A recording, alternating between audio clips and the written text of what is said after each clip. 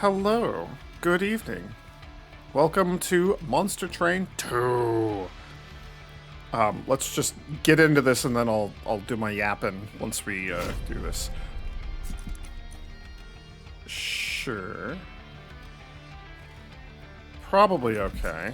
I did a quick little audio test, loaded the game up just to see how it would sound, and this seems fine. We'll see.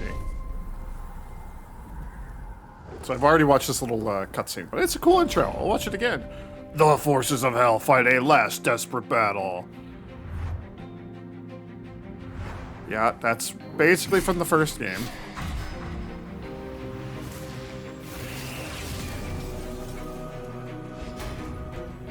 Emboldened by their victory, Hell's champions take the fight to heaven on their train, the Monster Train.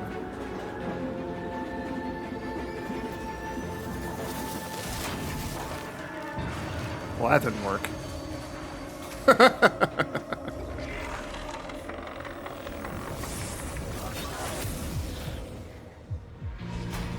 New titans emerge from the outer realms to reshape heaven and hell. New champions must arise to fight them with new music. And like dragons.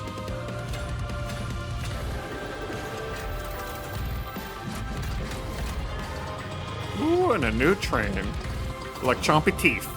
Nom nom nom nom, okay.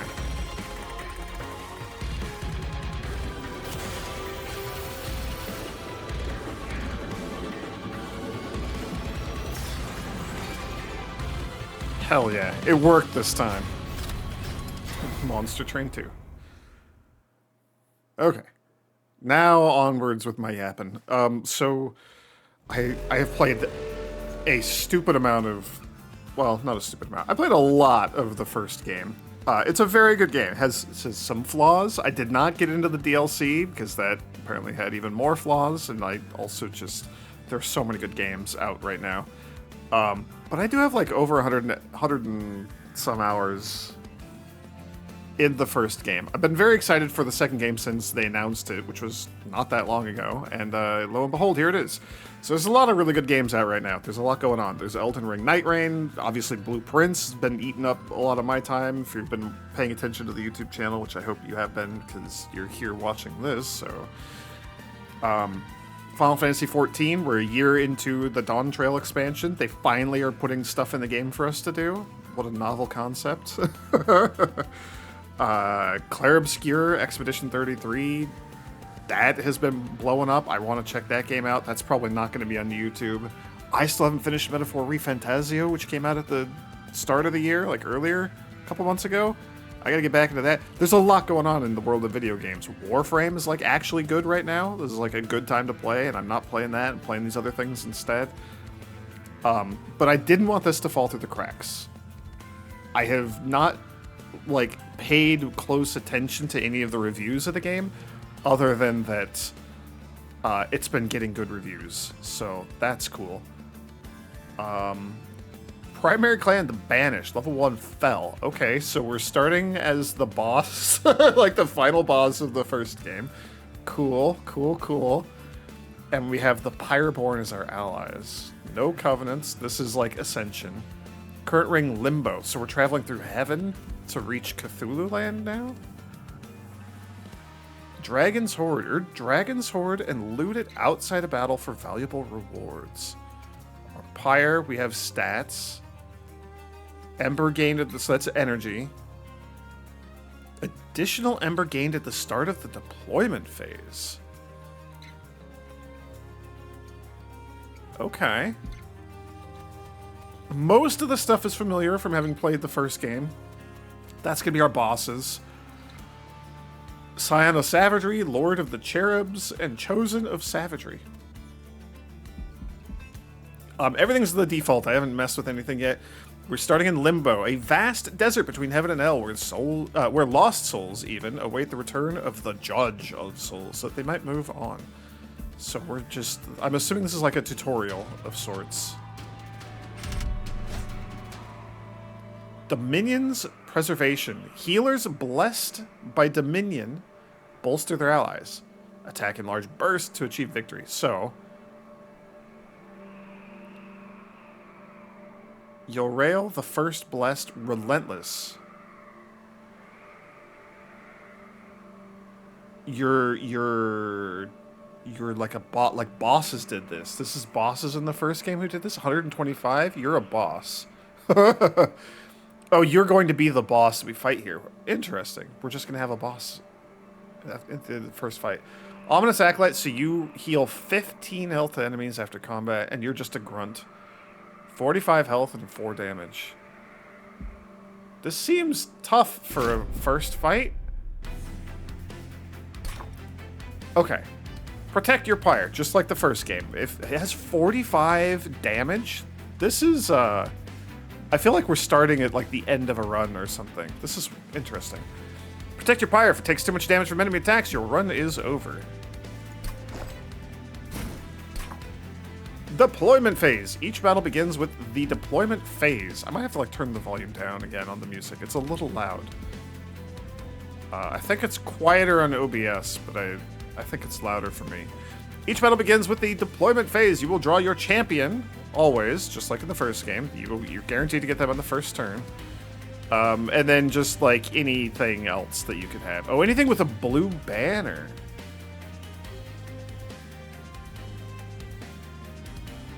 After you end your turn, enemies invade. So we start with shield stewards this time. Okay. And they take up 3. Are these upgraded units, or do we just start with these? This is cool if, like, this is just how every run starts. If we're just... No, see, our champion's already upgraded. This is just, like, a weird tutorial thing, maybe. Summon units to defend your train. You can play each unit card once per battle. So I want to look at my actual deck. Can we do that? We can. Okay, that's already a new thing. Fire starter. So this is going to be... Okay. We'll get into that. These are starters for the 2 clans that we are assembled from right now. Spear stewards. That's cool. These guys are only... Ah, haha, okay. Okay. And they don't have blue banners. So the fire starter spells are from whoever our blue, like, allied clan is. Because this angelic-looking thing is probably from Fel. Because, like, that's Fel. Or, like, one of the angelic minions. Alright. Advance, apply Valor 2. Move to the front of the floor. So we apply this... So this is a bad thing that we cast on a bad enemy because it hurts them. Deal 1 damage and then cause them to take 2 Pyre gel. So 2 incoming damage. Okay. Advance and apply Valor 2. Move to the front of the floor. Do +1 damage per stack of Valor. Raise armor to stack count if this is the front unit after combat. So after combat happens, whoever's in the front, if they have Valor, they also gain some shielding. Okay. That's something. And then our Spear Stewards. So the first turn, so this is already new, that we don't start with a full 5 cards. We only start with blue banner things in our champion. That's kind of cool. Okay. So these are tanky shield boys. We have 3 floors.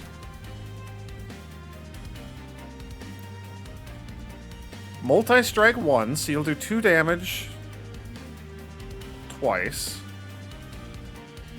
And revenge, so when Fel gets hit, you'll apply Valor 1 to all friendly units on this floor. We have a starting capacity of 5. So we'll do a 3, and then I'll put Fel here. Yeah.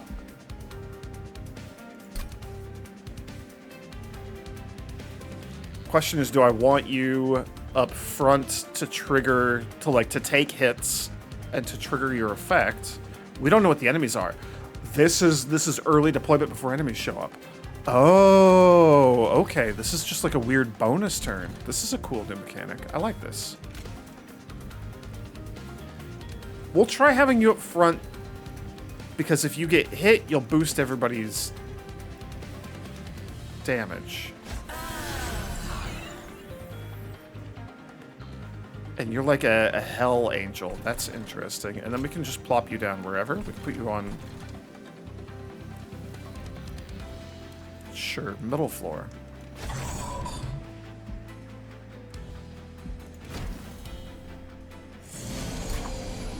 Okay, so that was the weird, like, bonus turn. Okay, okay.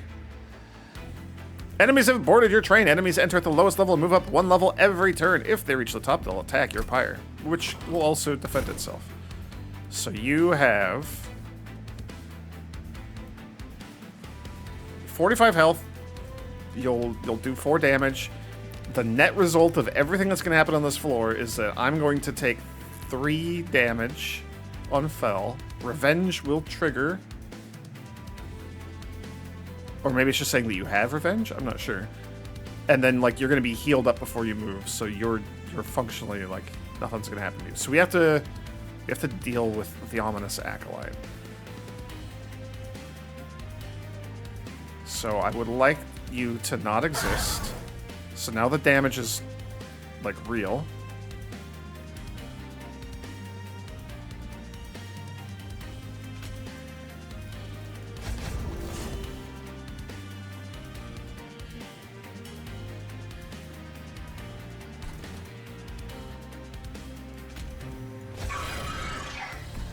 I think we gotta like acknowledge that we're not killing the fallen champion here in 1 turn.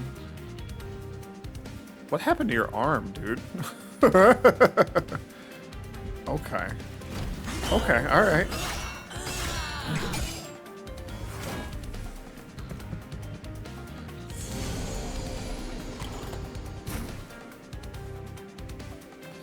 I think we just need to continue zapping you over there. So we got a little bit of armor.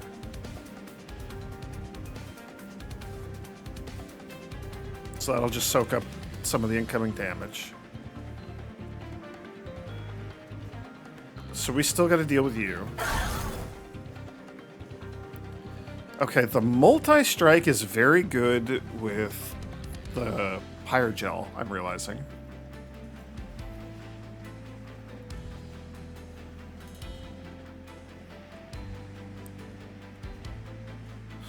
The Just Cause is also good, and it gives you armor, which I think is more useful immediately.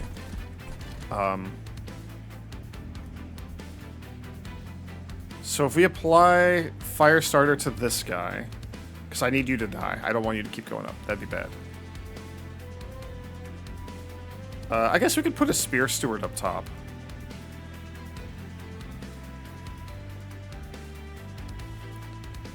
You'll take 4 extra damage. That's enough, plus the 1 from applying the Firestarter, so that'll kill you.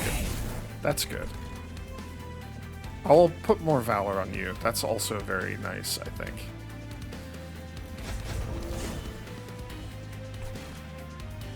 This is fine. This is good and fine.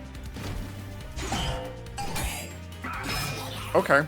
Already just right out the gate, I love that it's like, hey, here's a bunch of familiar stuff. And also, like, here's a bunch of new mechanics and things. So at some point the boss is going to show up here, right? Yeah, this is our turn of respite before the boss. Okay, okay. I mean, like, you're already just dead, but just because I can. We'll put the gel on you.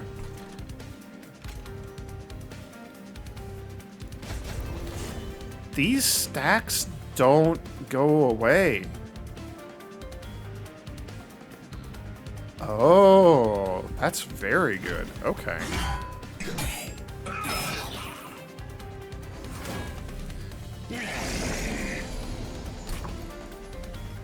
Defeat the boss to win the battle. His relentless ability means combat will continue in this room until you or he is defeated. Yeah.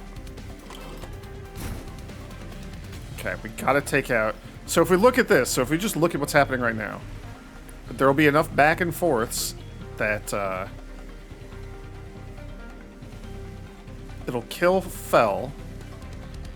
The boss will die. Our Shield Steward will take a hit, probably finish off the boss immediately afterwards, and then you'll, like, technically be alive and I think move up to the next floor by yourself and die. But, like, we can also just do this. And then, like, probably throw a couple of these on here. God.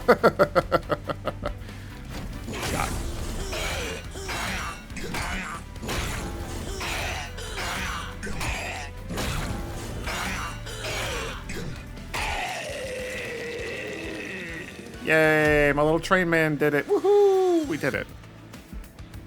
Cool. Okay, a clan pack and an allied clan pack.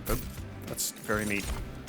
So this is for our primary clan, the Banished, with Fel. They're all the same low, like common rarity. Shift. Take... Okay, so already Hymnist is weird and different. You're a creature, but I don't know what Hymnist is. That keyword means something. Penitent's Bloodsuit. Equipment is new. This is a new thing.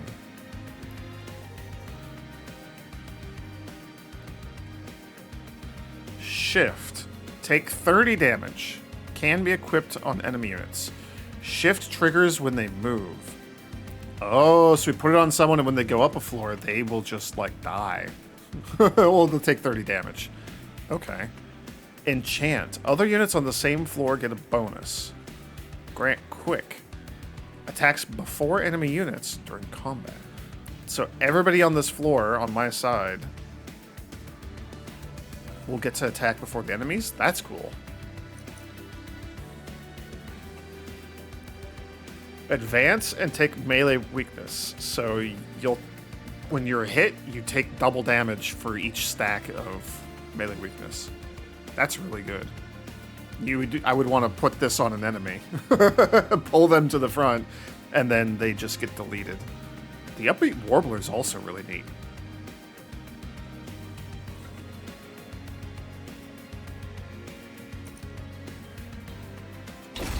Let's do that. Very broadly speaking, just like Slay the Spire and every other game of this genre, the deck building roguelike, you want to get rid of the starter cards. You want to replace them with better cards. The earlier you do that, the better.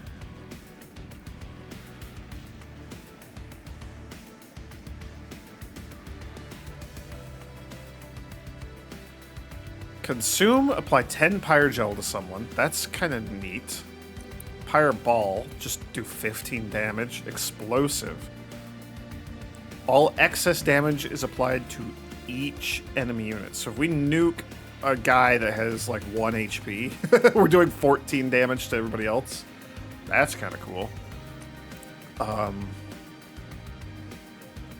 I'm so greedy, though. I'm so greedy. I'm so greedy. Having that thing cost 2 is very scary. Okay, and then this is the same as the previous game. A Banished unit, a Pyreborn unit, Merchant of Steel to upgrade our units, Merchant of Magic to upgrade our spells. We do currently have... Where do I look at my deck? There we go. We do currently have more spells than units. However, like, upgrading our Upbeat Warbler to be useful and stay alive, that's kind of cool.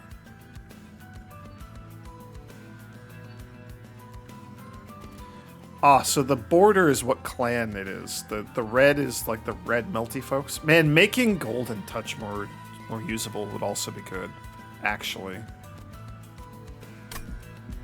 We're gonna do that.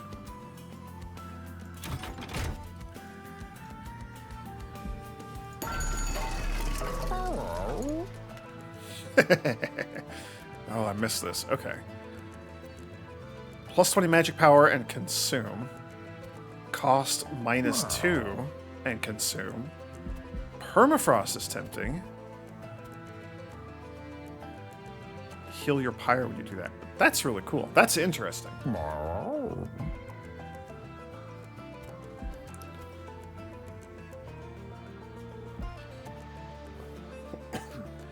I think the Freestone is the way to go. Making the spell cheaper would also be really good. So I assume that these dots are the same as before, where we get 2 upgrade slots. Yes, okay.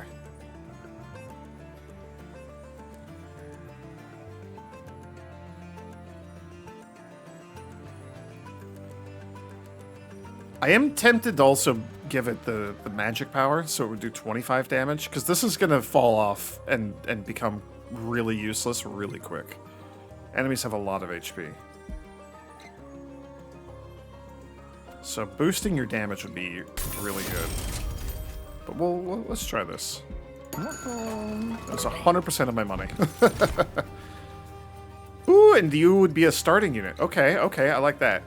Miser, Avarice 10. When a unit with Avarice deals unblocked damage, gain money equal to that? Yes. You're speaking my language. Zealot. Ooh. At the start of this unit's turn, apply Pyre 5 to enemy units. And then you sweep them, so you hit all enemies. You are incredibly expensive to cast.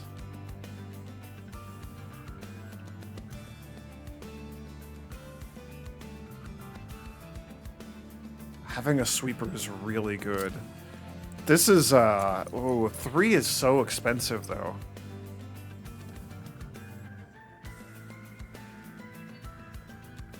This would go really, really good with our upbeat warbler.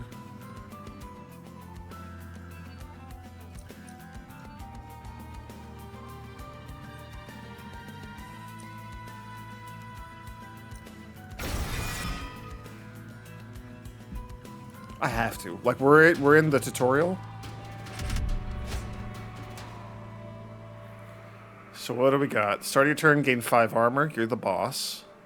260 health. You're gonna take forever to kill. Okay. Slavan Knight. Vanguard. When this unit is at the front of the floor, it gets +8 attack. Okay. And then a healer again.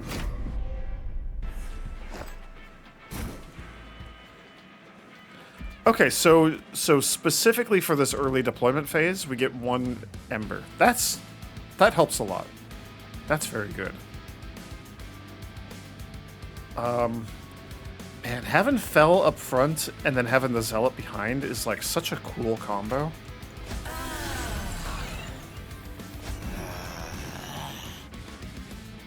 And then these are just big tanky boys, so... Can we... There we go.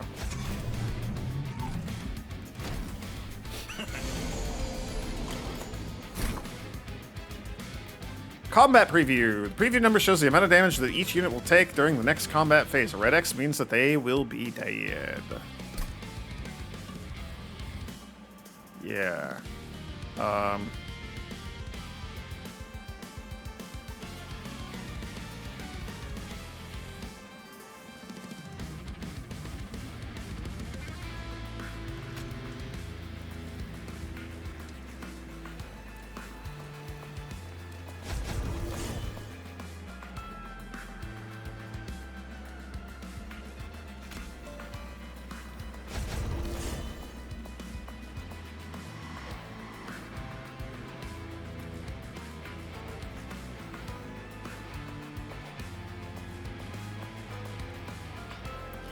Pyre gel stuff is a little tempting.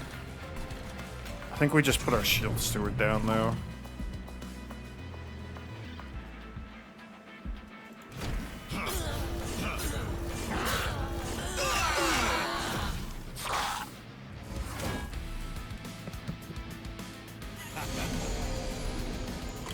I do just want to see like how some of this stuff interacts. So the Pyre gel stays forever as well. Okay. Alright, well this is huge. Yeah. Probably not going to be triggering our bonus there all that often. That's okay. Spear Steward.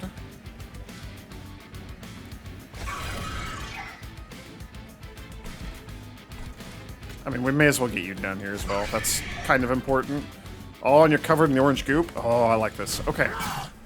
We're literally just in, like, the tutorial, the default, like, starting set.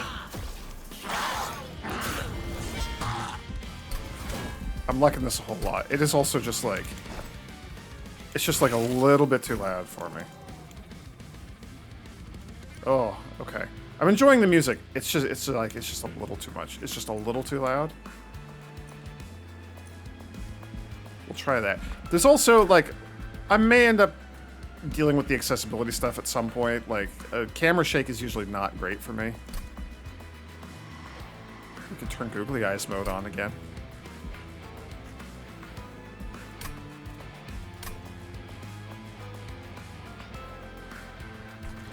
I don't see any googly eyes game. Oh, see, 5 damage is not going to be enough to slay you. Unless we want to, like, eat our own guy.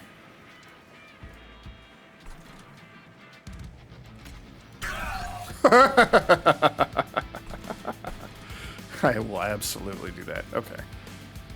And giving you even more shielding would be very nice, so yes.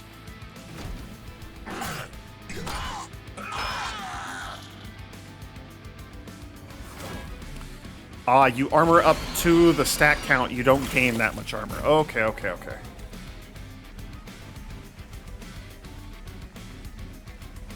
Look at them with their googly eyes. I love it.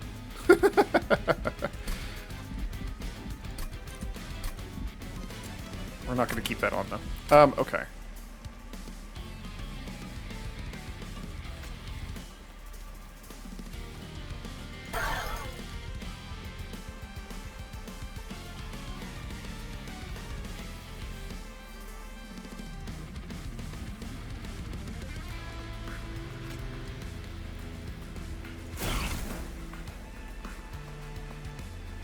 So we'll lose Fel, but that's fine. That's kind of what your existence is for.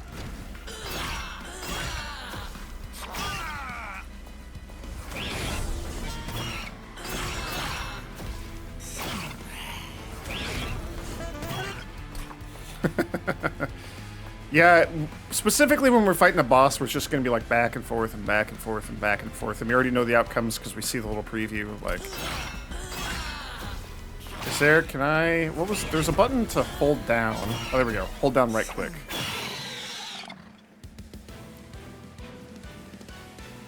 Cool. Ooh, we got another dragon sword.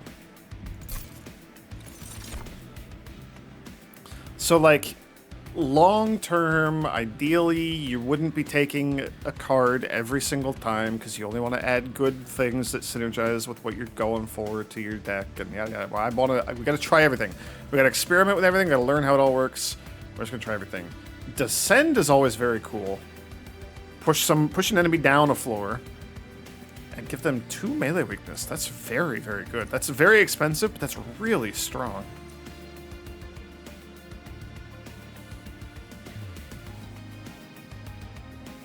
Resolve after combat. It triggers the shift. So after a fight, you just gain Valor 1.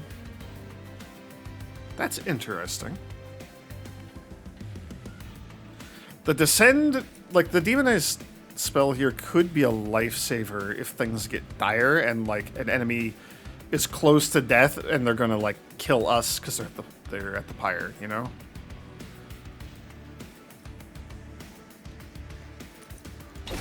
But this also seems very cool, so we'll do that. Ability, Jelly Sneeze. Cooldown, okay, things have cooldowns, that's new. Deal 1 damage and then apply Pyre Gel 10 to the front enemy unit.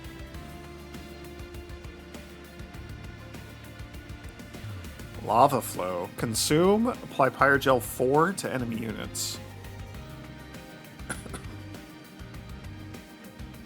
I mean, that could just be like a good way to kill things early. Jelly Snooze just seems like fun and funny, though. You have no HP.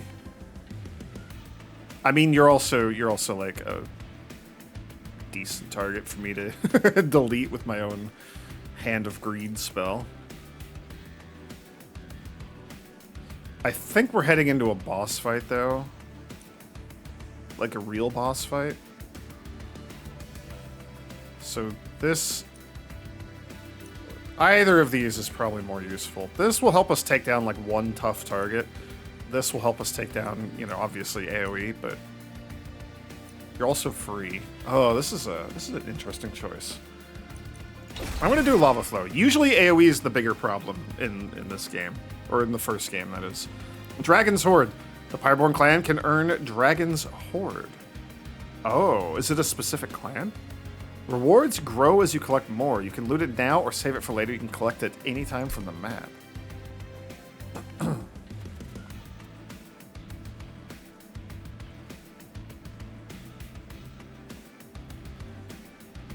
Currently level 2 out of 8. Gain 25 gold. 10, 25. 25 and a random artifact. 25, select one of 3 minor artifacts. 50 and select one of 3. Okay, okay.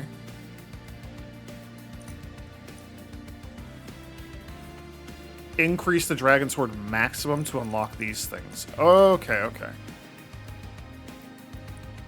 Select one of 3 minor artifacts and get a random, like, major artifact.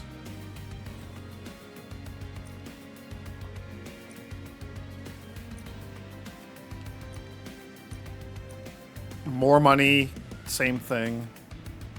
But now it's select one of 3 artifacts.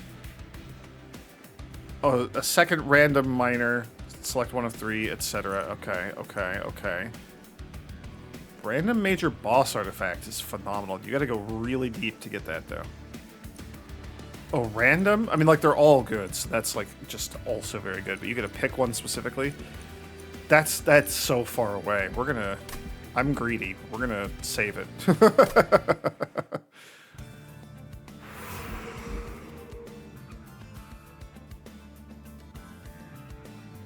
Did I thought I earned 2, and then we got a 3rd one from that, but maybe that's not how that worked. I don't know. Celestial Alcove. Something surprising can be found within the Celestial Fog. Also, we didn't look at Heaven's Gate. Even Paradise has a caste system. Here's where those valued the least are kept. Yikes. The Wingless Hive. I don't want to scroll up and spoil myself on the other things. That was kind of an accident.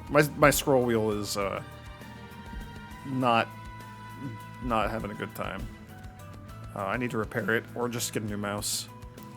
The Wingless Hive, a cruel name for those whose wings have forever been torn from their bodies. Cool. Merchant of Arms offers random equipment and rooms. Random equipment and rooms and ways to improve them. That's like just a whole new thing.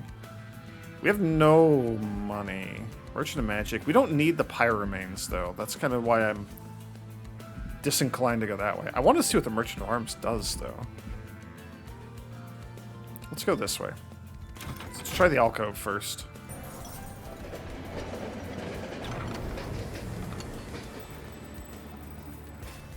Okay. These are just, random events that happen periodically as we go. A cluster of 3 large crystals containing Entropy's strange powers forces the train to stop. You take one of them to investigate. The first is extraordinarily heavy for its size. The second crystal is completely weightless and hollow. The third crystal is growing at an incredible pace. Do you take one of these? Get an entropic stone upgrade. Get entropic crystals. Can we see what these are? Yes. Unpurgeable. Reserve. Spells in your deck cost +1. Entropic Stone. Upgrade a spell to gain triple stack. So whatever it does 3 times. I think it's only if it applies a debuff, though. So like our nuke hand would just maybe be cast 3 times? 15 damage to somebody? Interesting, but it makes spells cost more when we draw that stupid blight.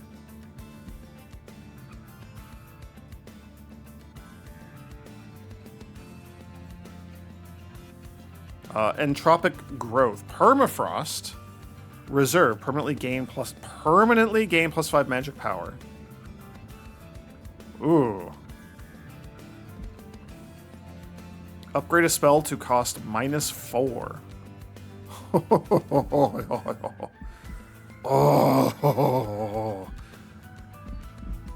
Oh, I'm so greedy.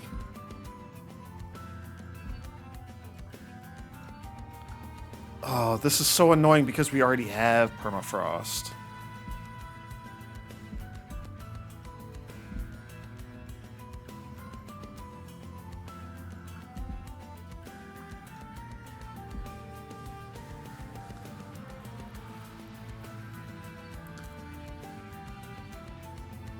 That's so annoying, but permanently gaining +5 magic power as long as I'm just holding that that hand agreed card. I like that a lot. Making it cost -4 also seems good.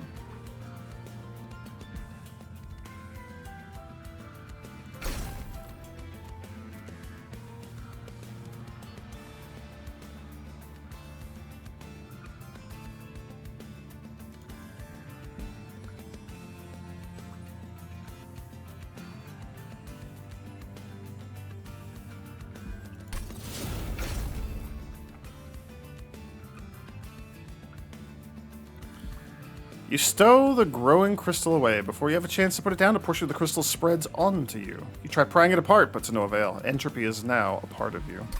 Yeah, because we got the curse. And it cannot be removed from the deck. So if we pay 2, then we discard it, right? We play it. But if we don't do that, then spells in my deck are going to cost +1 for the rest of the fight. That's not good. It's not great.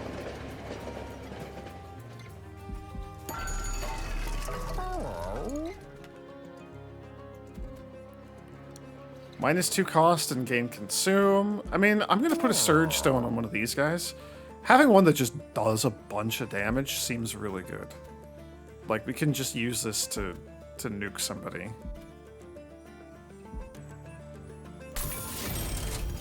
That's fine. I'm satisfied with that. That's good. Give me a new unit. Oh, a new starting unit, too. Okay. Summon. Draw an equipment card from your deck. Artificer, gain Valor 8. Equipment is attached to any ally of this unit. Then it just gains Valor. Okay, that's kind of cool. Revenge, you gain Valor too. That's also not bad. It's spooky starting with you.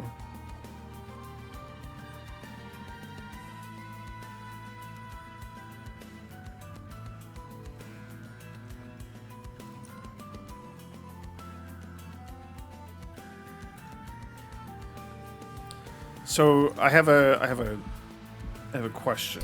Is there if the logbook? I don't think you're what I want. I think you're showing me all the cards in the game. Yeah, okay. We're not looking at any of that right now. I don't know if we discard at the end of our deployment phase, or if we just draw 5 new cards and keep whatever we already have in our hand. If that second thing, this is fantastic. If we do discard and reshuffle and start fresh, this is perhaps less good. It might still just be good, though.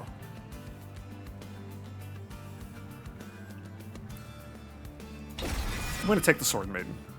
Okay. Archeon, Scion of Savagery. Archeons... Don't know why there's an apostrophe S. Oh, okay.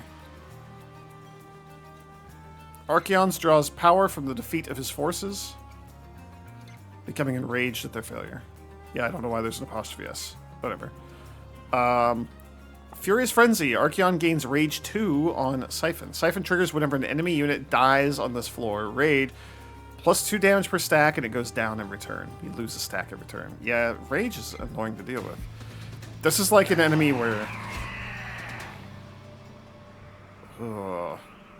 You're a big old nasty bird with like an axe growing out of your eyeball. Okay.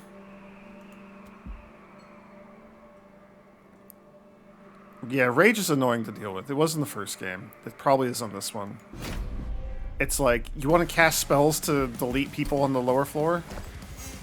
And you want to, like, try to...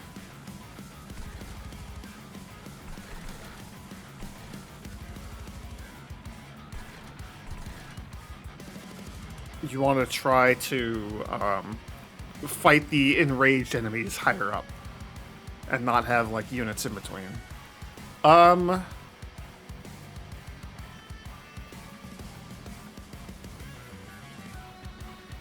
So here's the question. Do we fight this guy here?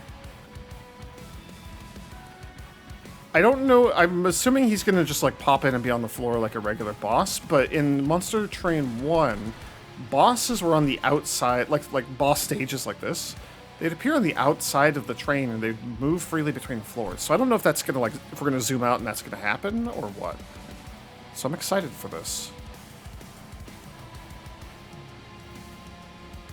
Yeah, I mean we'll just same thing.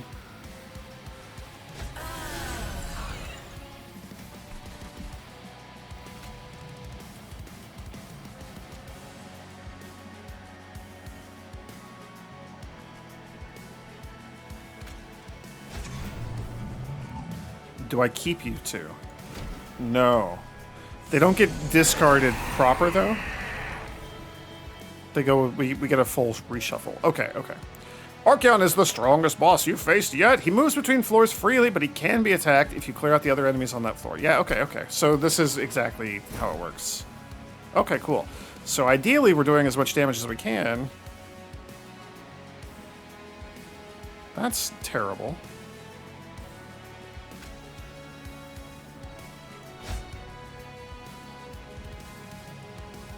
Ideally, we'd be doing as much damage as possible.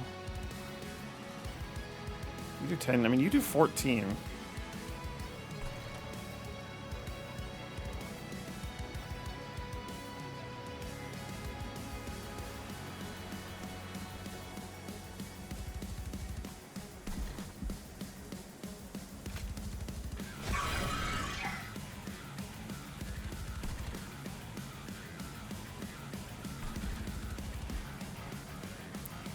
I mean, I want Pyre Gel on him as early as possible. That's going to be our key to winning against this guy, I think. Yeah, consume cards. Yeah.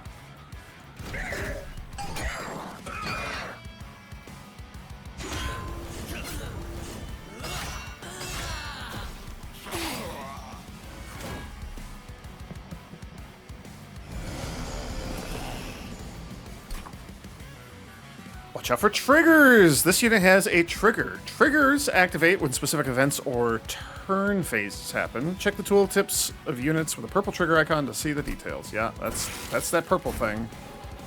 So he's gonna get rage, which is bad for us. Resolve triggers after combat. The flagellant. The flagellant. You belong in Darkest Dungeon. What are you doing here? He's gonna get buffed, which is a little spooky. I want to buff this spell, so we're just gonna hold it.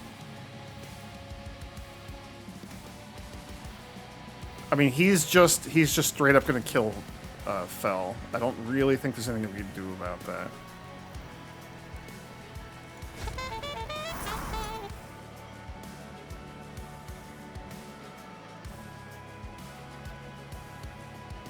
So you're going to die, you're going to get 1 rage.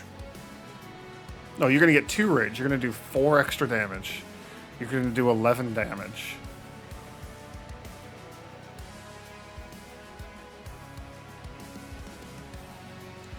We could move the Zealot to the front to preserve Fel. We can use another Just Cause to move Fel to the front later. That keeps you alive, which is very important. You're dead, you're taking a little bit of damage. This is all fine, okay.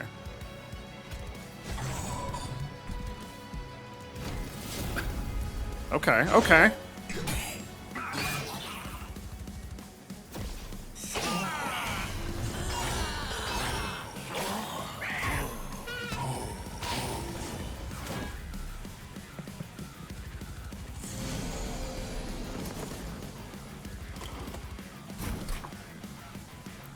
You've drawn an equipment card. These cards can be attached to a unit inside the train. Once attached, they improve the unit in various ways. Only one equipment can be attached to a unit at a time.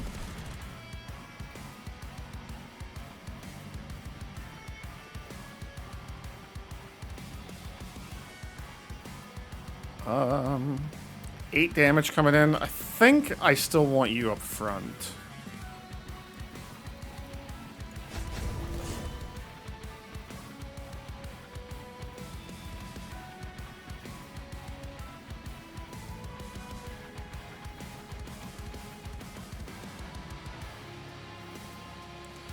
I mean, you'll just gain...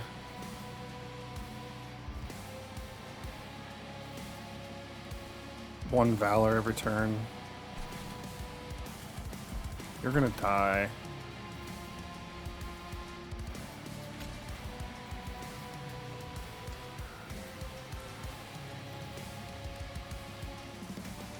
Ugh, this is a tough choice.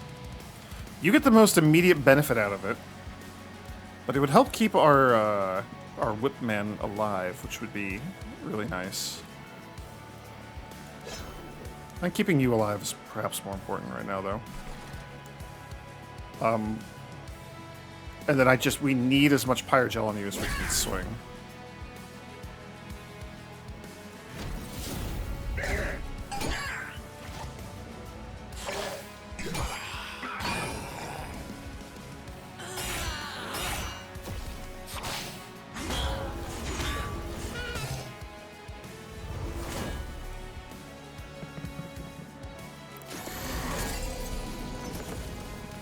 Oh, spiky shield board is not great. Cowering Sycophant. Well,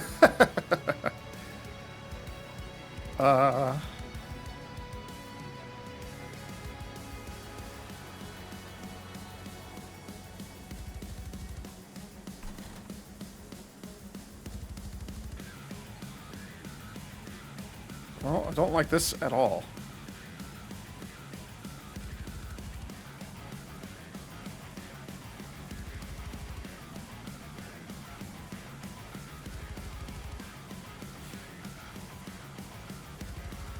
I don't think there's any way we can keep these guys alive. We could just delete one of the enemies. You're gonna die.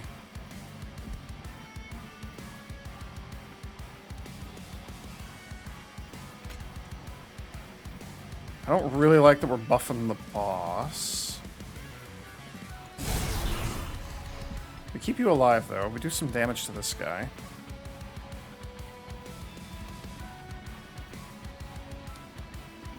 Cause you to take 22 damage, then you're almost dead, but not quite.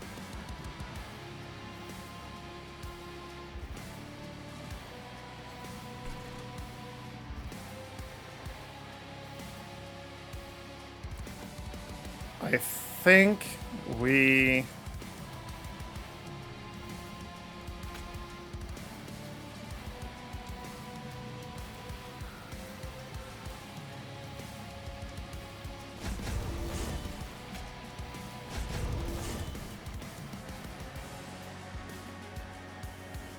I think this is good. I think this is the best we got.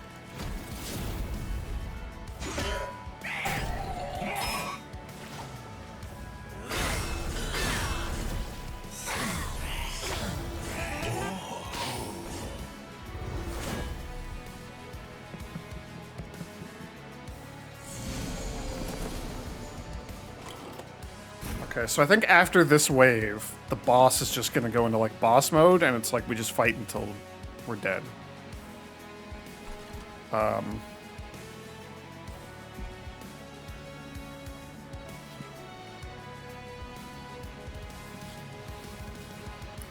So he's just gonna kill my train man. We can't quite finish you. That's annoying. We could finish this guy. I'll do that for my free dragon egg.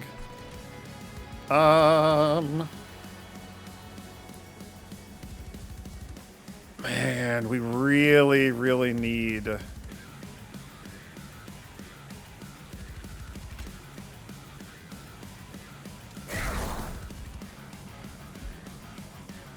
This guy, this is going to be rough. I don't know that we can finish this guy, but we'll see. Hopefully the run doesn't end here, but also, like, it is a run-based game, so who knows? We'll certainly unlock, like, some new cards that we can use next time.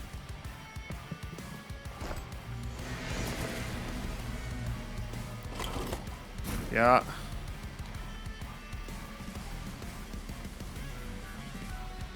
Oh, you straight up die. Okay, well. Never mind, we're fine.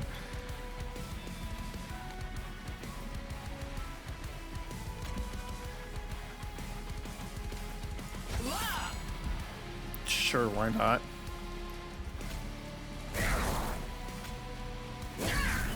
Sure, why not?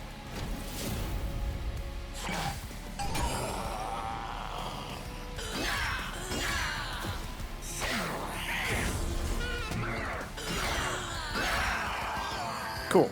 Okay, never mind. That was easy peasy. He didn't... I was worried he was going to, like, summon more minions, but he sure didn't. Okay. Gold, rare pack. Draft a random unit from either clan. That's cool. The major enhancement is what we're here for. That's the good stuff. Consume. Apply damage shield 2 to all friendly units on the floor. Okay. That's very good. That's expensive, but that's very good. Friendly units gain Valor 6 on Slay. That's a room type. That's new. When units gain Pyre Gel, when a unit gains Pyre Gel, it gains +3 stacks. That's also very good. The Valor 6 is a lot, especially for like our AoE dude who's going to be whipping fools. I like that a lot. I like both of these. These are both very cool. Because he's also putting 5 Pyre Gel on everyone. Let's go. Let's do the Valor thing. That's so good.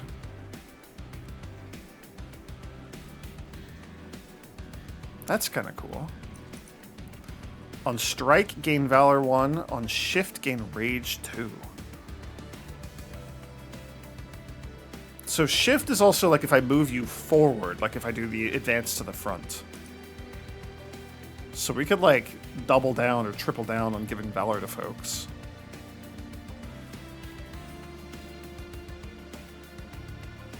Magma Cultist is also kind of tempting.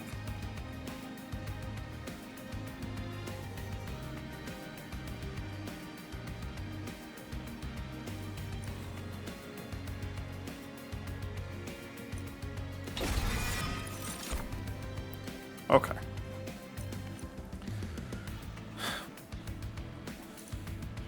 Ooh, +2 capacity on each floor. That's... I was only expecting 1. +1 draw each turn, +1 ember each turn, and +1 during the deployment phase. That's very, very good. That's all incredibly potent. I think I want the capacity the most right now. This is very tempting, but capacity is really good.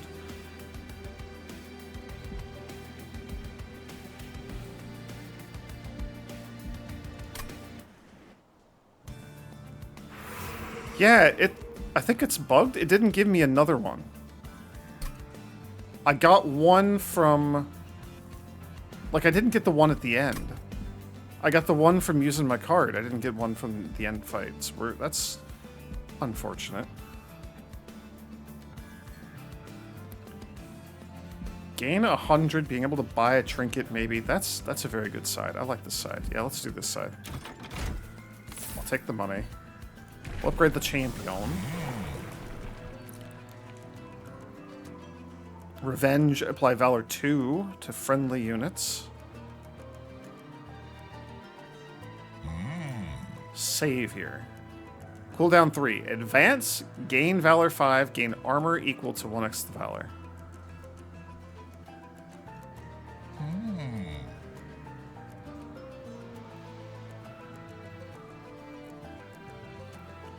I mean, just 5 Valor and a chunk of armor? Like, that's really good. What do you do currently? Can I see that? Apply Valor 1 to friendly units, so this would double that? And that includes yourself. That's tempting.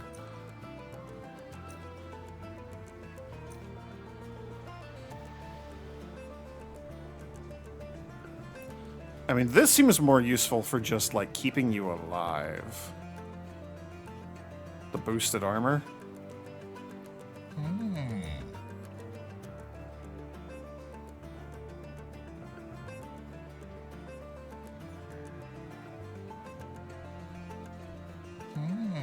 But I do also like accelerating our Valor.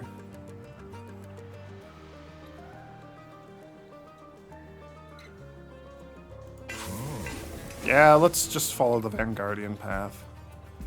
Okay, Celestial Alcove.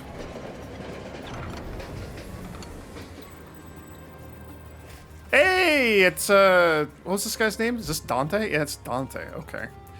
A mysterious robed figure steps beside the tracks. Care to bring aboard a wandering hitchhiker? The mystery man asks.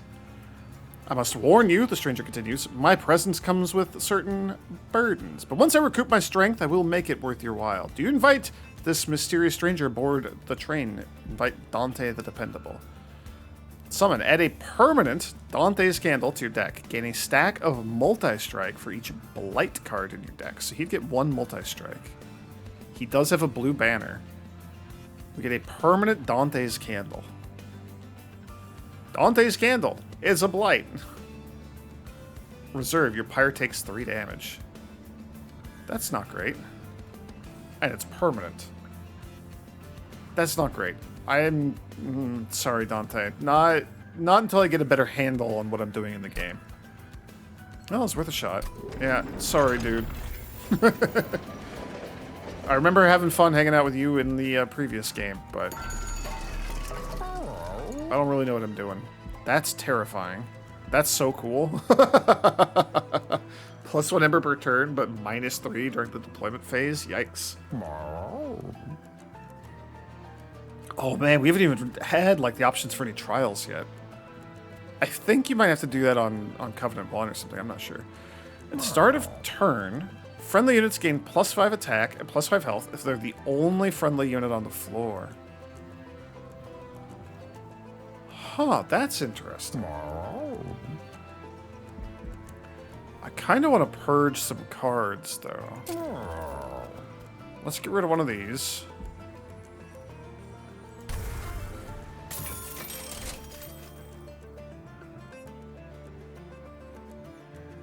I'm tempted to get the Wanderer's Talisman, because that could have some use.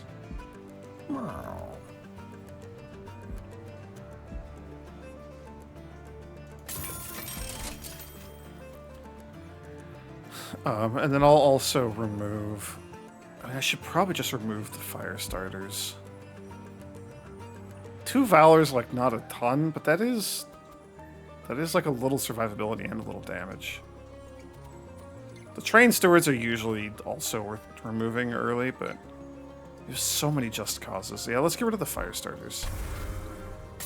Okay. That's good. That's fine.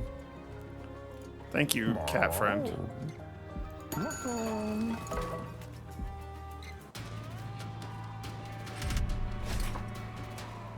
Well, there's our first trial. Non-boss enemy units restore 150 health when they move up a floor. So I would turn this on if I was confident in my ability to kill things. Like in one floor. But I'm not. Corin the Judge. Relentless. On summon, descend all friendly units to this floor and retreat.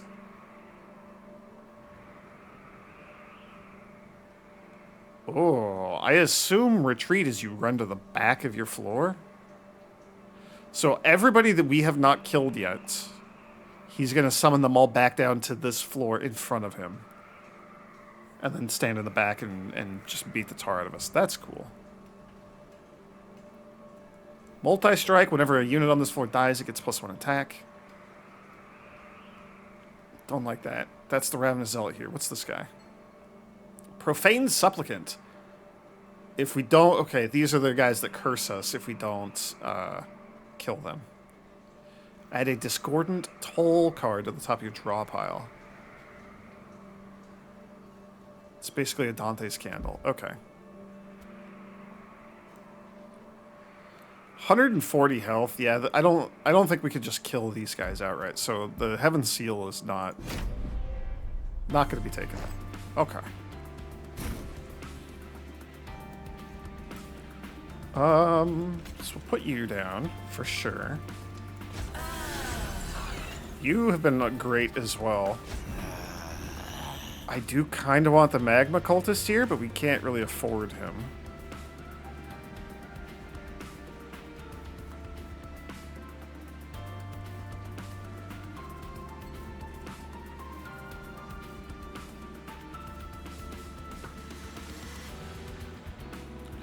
Sword Maiden is also kind of tempting, so we could squeeze you in here. I'd rather have the Cultist on this floor, because this is where I'm going to be casting the most spells. So let's just get a shieldy boy up there.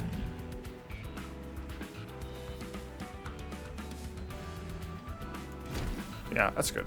This is fun. I'm really enjoying a lot of the updates and stuff. I'm really excited to like start unlocking new cards and new mechanics and to get to like see the new covenants and whatnot, the new clans. Sorry, and the new covenants. But I want to see like what the new clans are and whatnot. Okay.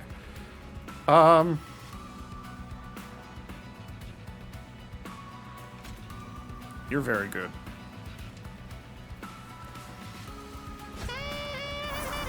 I really want to play you, but we gotta not have this trigger.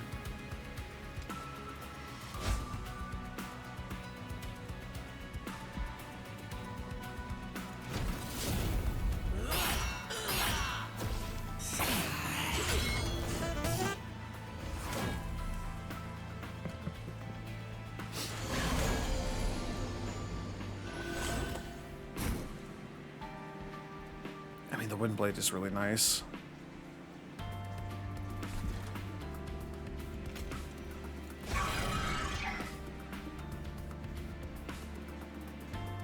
I don't know how we're gonna kill that guy. That's becoming a problem. Uh-oh. Hang on.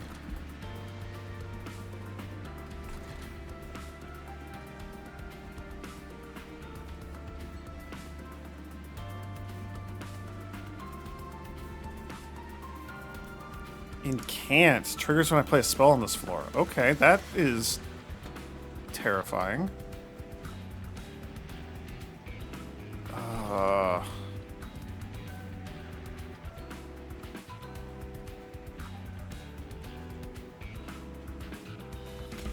I mean, this like helps keep you alive.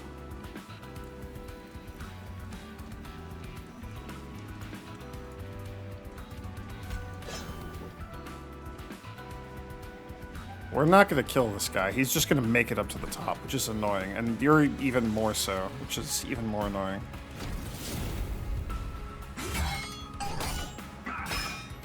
Yeah, we don't have enough, like, oomph in our units or our spells.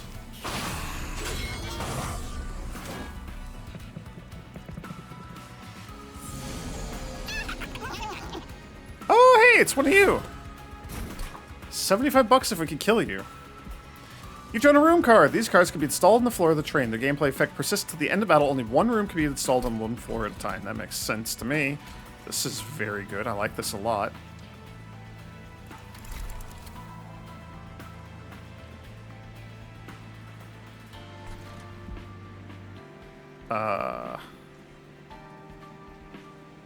Ew, if I play a spell, then we can't play a spell or you sap us. Unless we could kill you. Which we cannot. 4, 9, 39. We cannot kill you.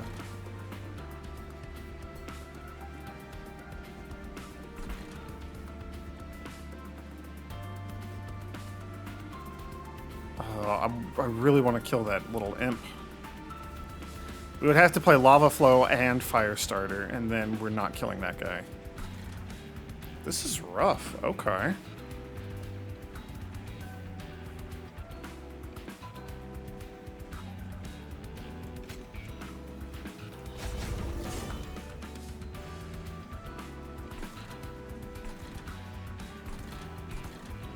So you're going to be at 60. How much damage are we doing? 75. So you'll take one hit, which is annoying, but you'll kill him.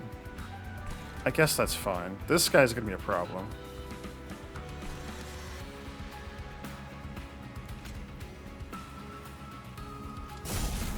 Yeah, this is rough. Okay.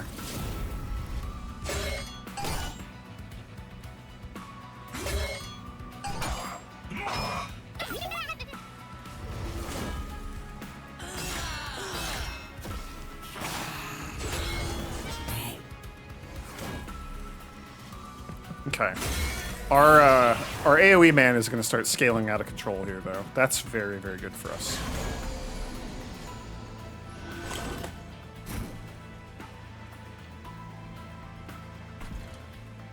Not a fan of that. mechanics.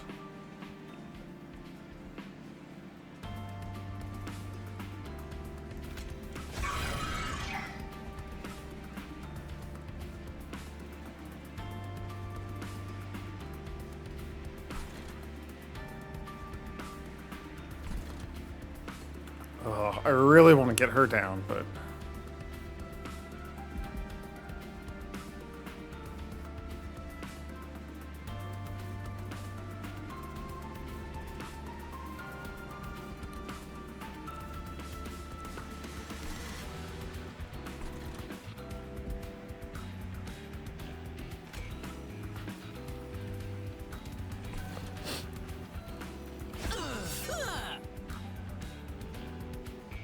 Okay. It's when the equipment is attached. Okay, okay, okay. I didn't realize that.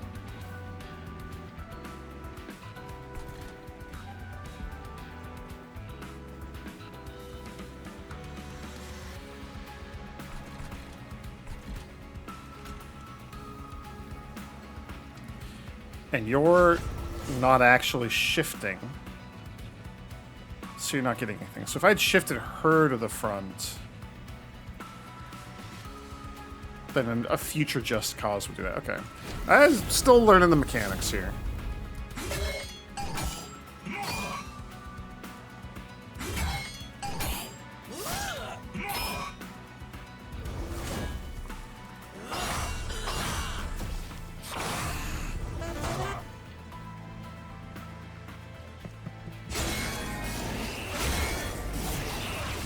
Yeah, that kind of stinks, but only so much I can do about that. A brief respite. Okay. I mean, we could just be greedy. May as well. Or I could get my magma cultist down. Well, glad you decided to show up, buddy. Unfortunately, too little too late.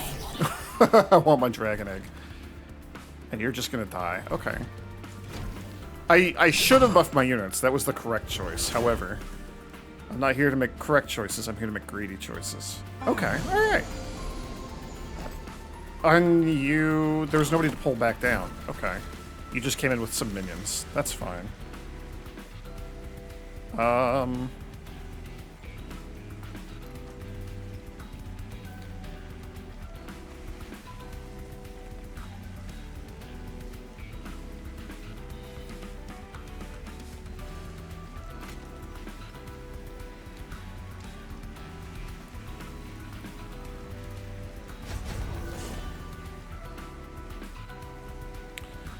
Oh, they cost twice as much. That was a huge mistake. I was thinking they only cost one. Oh, I screwed that up real bad. That is not the spell I should have cast. I should have fire started this guy.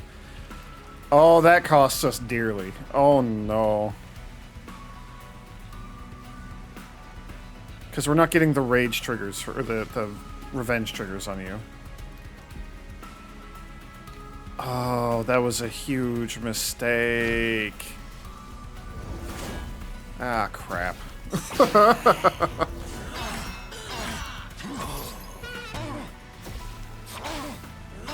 Yeah, let's speed this along a little bit.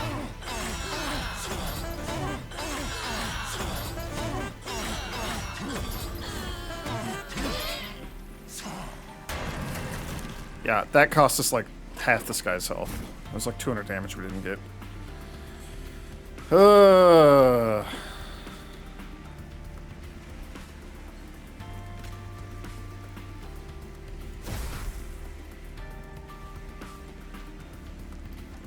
I should have played him first. It wouldn't really have made that big of a difference. Oh, right, and you're full. Never mind. Oh, that's cool. It's all goo.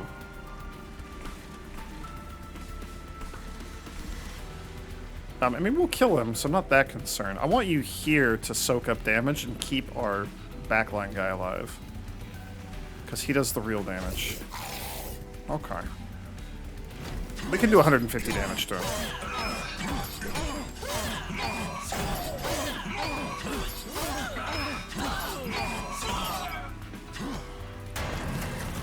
Well, this was certainly a series of misplays.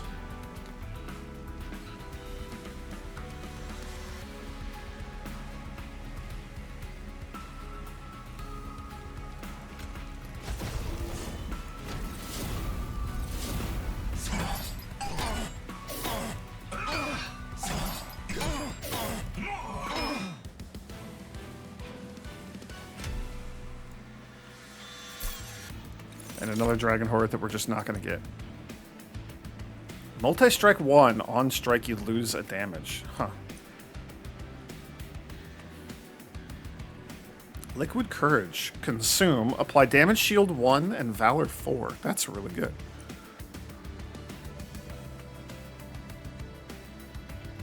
Send the front enemy to the back. And apply melee weakness 1 to all enemy units. That's really potent.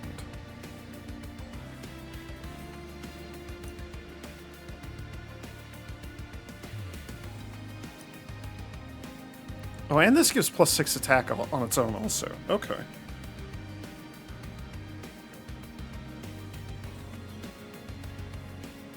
I do kind of want more equipment. I don't really like the strike effect there.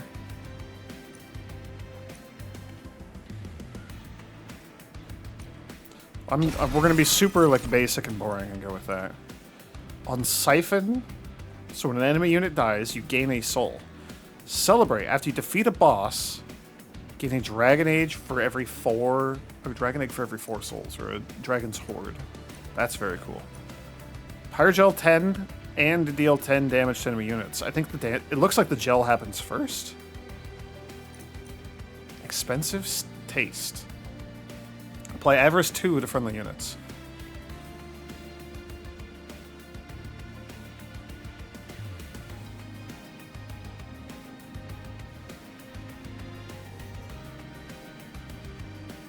I am very greedy. I do like the Avarice.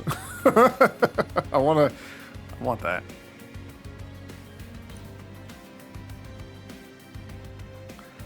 Soul Smelter's really cool, though. Let's just do this. We could use some better units. Yeah, we're just not getting the Dragon Eggs. Huh.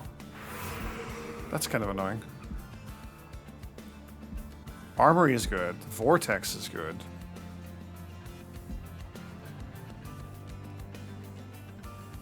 Yeah, we're going to take this side. I like this side. On strike, apply Valor 2 to friendly units. Yo, that's really good. Silence. Disables triggers and abilities. Plus 60 armor. And 30 health. That's also interesting. Bloodthirsty Blade.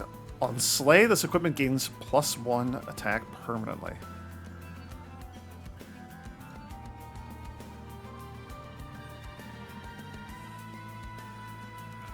I mean, Everlasting Light is going to just scale a floor ridiculously. This is just going to go on, like, my AoE guy.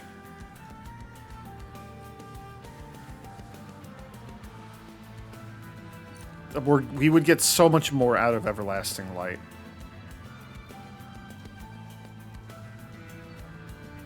Because I put this on, like, my champion.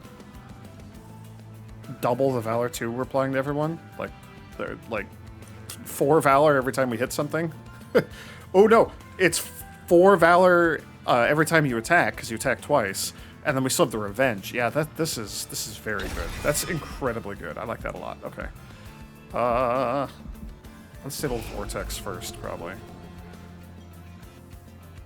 I do wish we could purge the unpurgeable thing, but we sure cannot.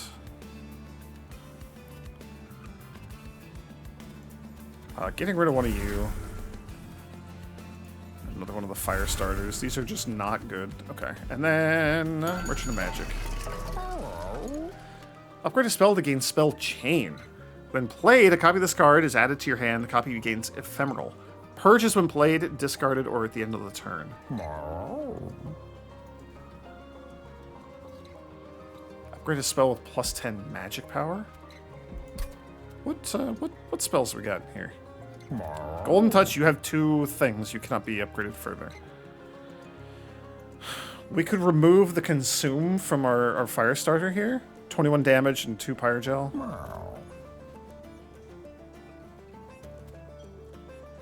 Removing Consume from Lava Flow is tempting.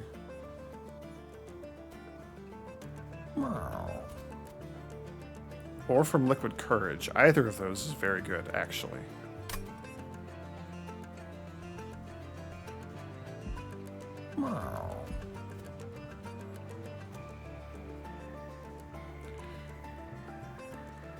Spell Chain would also go hard on our lava spell.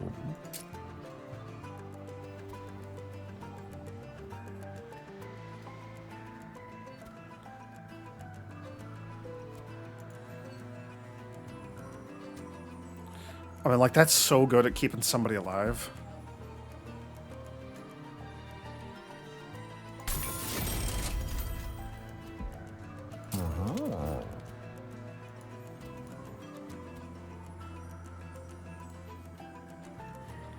I mean, I don't know. Making this, like, actually kind of useful.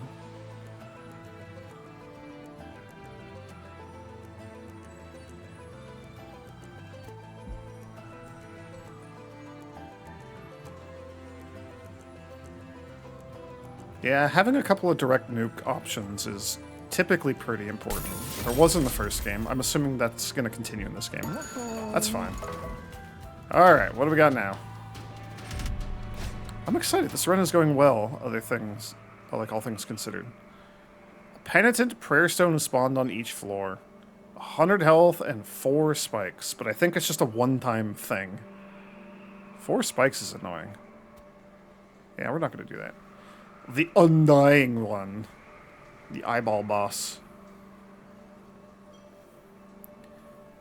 Relentless Reanimate. When a unit with Reanimate is killed, it'll be revived with 1 health and lose 1 stack of Reanimate. So we have to kill you and then also kill you 8 more times. What? It'll just be 1 damage each time, but you'll do 20 damage still. That's gonna be annoying. This guy sucks. The zealot there. Adamant shield barrier. Or shield bearer. You're the sapping spell guy. Come in with 50 armor. Okay. Yeah, this is gonna suck. This is gonna be an annoying floor. Or an annoying fight.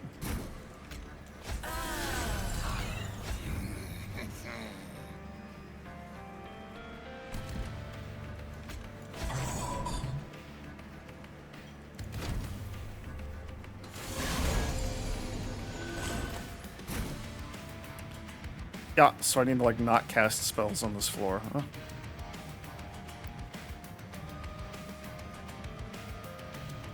Like, having quick is really nice.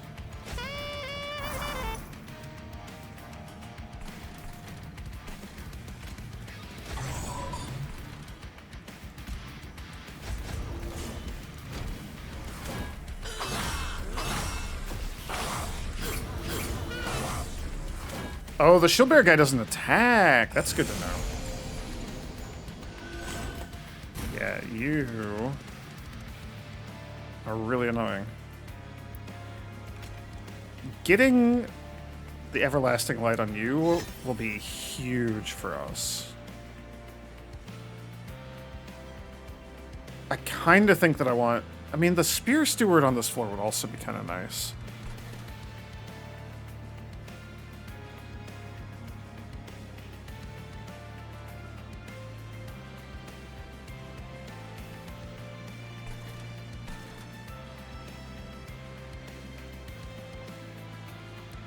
We're not going to be able to kill this guy.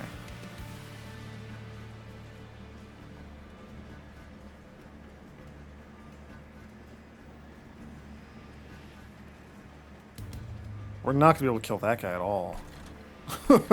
This is awful. Okay, what other units do we have? Spearman, Sword Maiden, the Stuck-Up Whelp. I kind of want the Stuck-Up Whelp on the bottom floor here.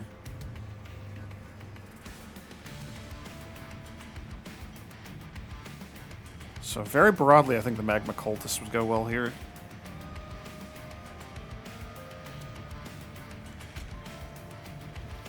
Can you... No, it would replace the equipment. Okay, that answers that question.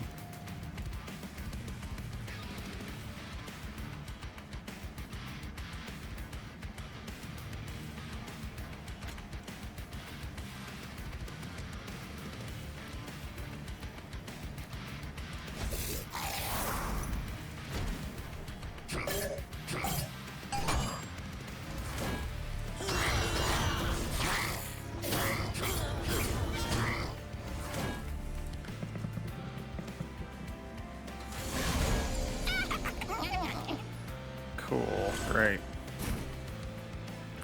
What a turn. You hate this.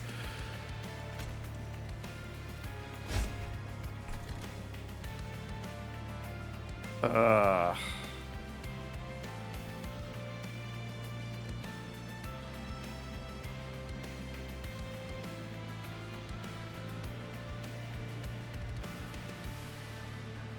mean, drawing the card doesn't help me right now. We need... I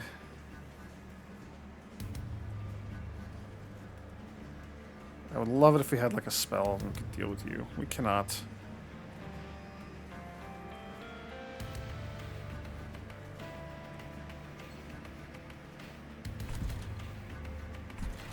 We have no way of dealing with this guy. We gotta try to do something here to slow you down.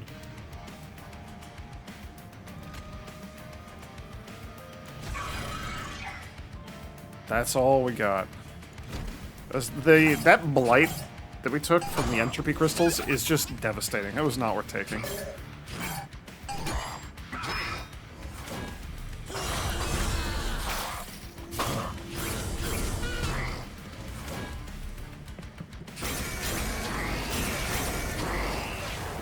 Ugh.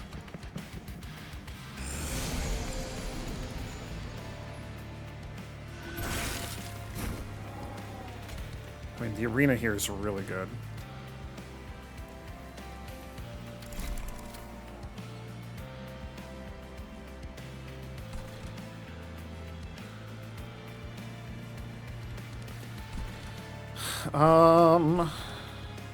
That's fine.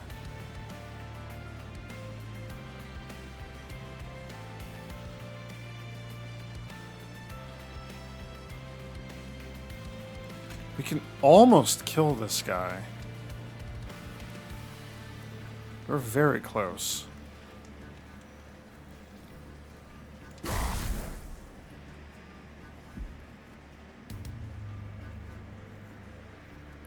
I probably should have lava flowed him first.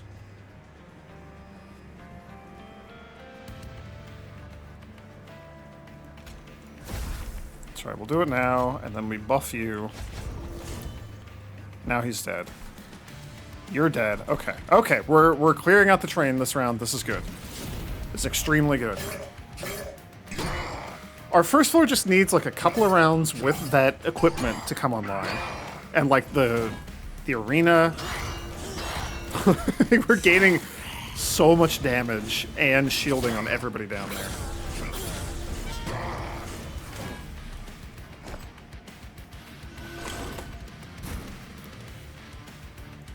That's annoying, again.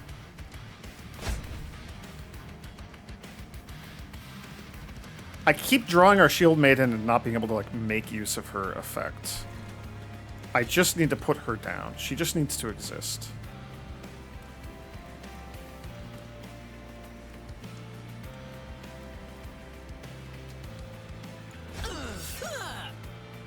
Yeah, it's annoying, but it is what it is.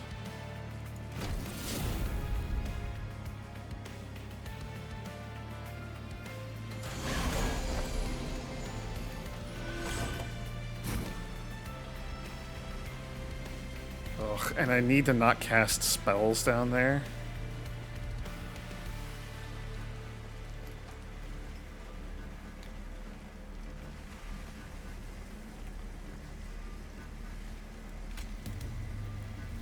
I want to see how you work. You summon a unit with an activated ability. This is a whole new thing. Click the unit to activate its ability. Abilities go on cooldown for a few turns after use. Okay, we'll gain a little bit of gold for this. I'm a huge fan. You're actually dying here, so never mind, we're fine.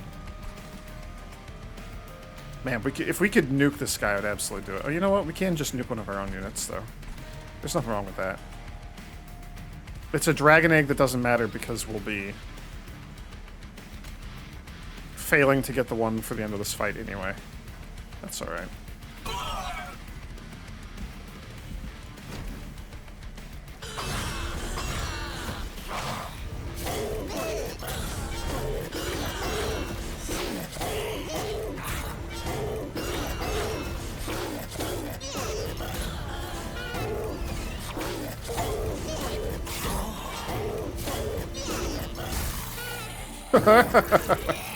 We had to kill that guy so many times. Good job, saxophone bird. You did it. Benediction. Apply 2 Valor and damage shield 1 to all friendly units on the floor. That's really good. Shield of Wing. Revenge. Deal damage to this attacker equal to this unit's HP. That's actually really cool. That would go well on our boss, our champion, except that you already have like good equipment. Punk Shredder. Enchant, gain trample. Excess damage is applied to the subsequent enemy unit. You might be really good to stick in the deck. Put on like one of our floors. Maybe put on the first floor because we're stacking damage pretty quick down there. Deal 20 damage to all units. Anybody that dies, we gain 10 gold. That's kind of funny. When a unit gains Pyrogel, it gains +3 stacks. I'm gonna. Oh, that's. You cost 3. Yeah, let's take the Hell Furnace.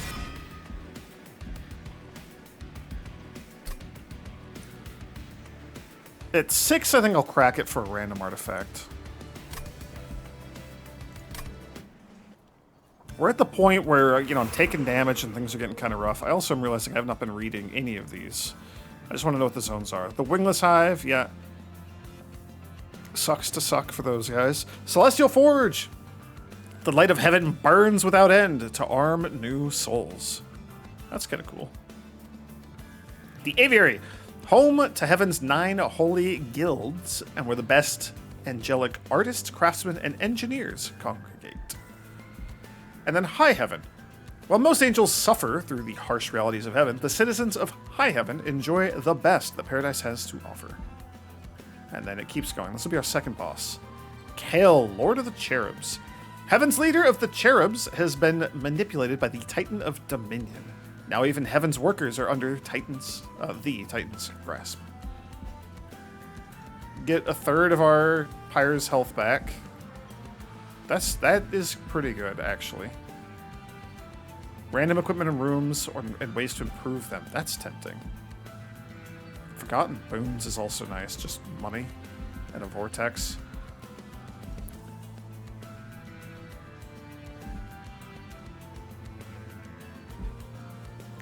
Let's do this side.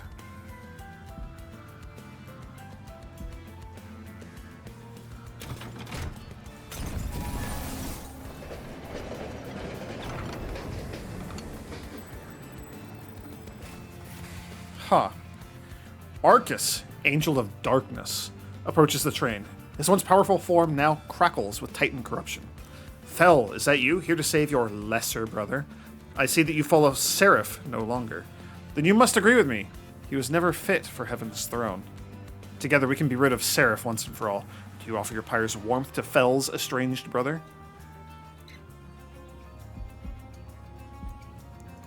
Sure. You offer up some of the Pyre's warmth to the cursed angel, but to no avail. I'll do it again. The first room card played each battle is applied to all floors.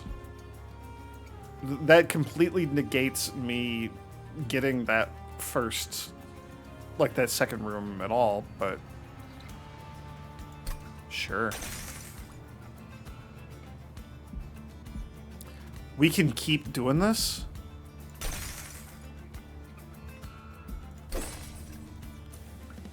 %50 chance to remove all buff effects on an enemy unit when it enters your train. Sure, that's all we got for you, man. You offer up some of the Pyre's warmth. At long last, Arcus stands before you, fully restored. His wings stretch wide, and his form radiates with the dark celestial glow, free of the Titan's grasp. Thank you, dear sister. He offers you an artifact forged from shadow, glowing with the same dark presence. Looming Dark Shard. We draw a Blight or a Scourge, gain an energy, and draw a non-Blight or non-Scourge card. This will help so freaking much. Also, that's cool, because that was a mechanic in some of the like Seraph fights. Or the Fel fights? Fel was like one of the first bosses, right? Seraph was always the final boss. That's cool. That is very good. I don't know if that was worth half of our health, That's very good. Now Seraph will learn to kneel before me. Heaven's throne will be mine. With an eruption of shadow, Arcus disappears into the darkness. Okay, alright.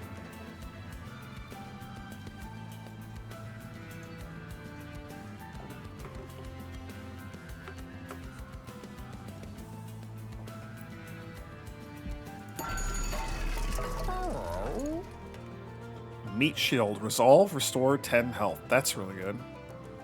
Sacrificial Chamber. Gain money. Combine 2 equipment cards into 1. What? Upgrades an equipment or room to be drawn in the deployment phase. That would be excellent if we had extra energy.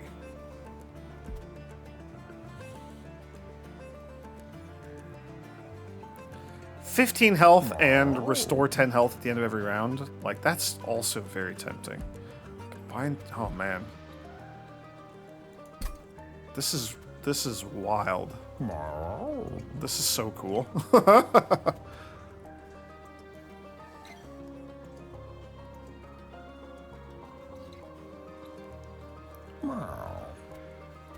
Ooh. I mean, in theory, being able to start with the Blood-Soaked Arena would be excellent. The Hell Furnace is just like a dead card in our deck.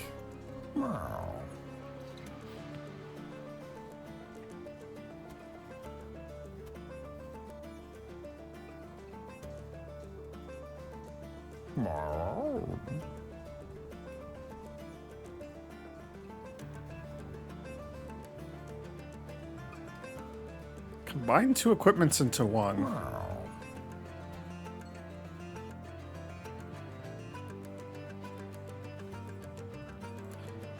I mean, if we could get the Meat Shield and then combine these 2 together.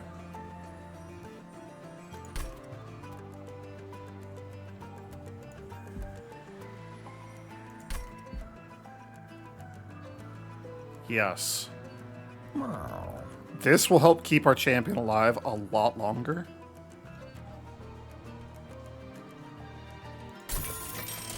That's so good. That's extremely good. I'm a huge fan of that. Okay.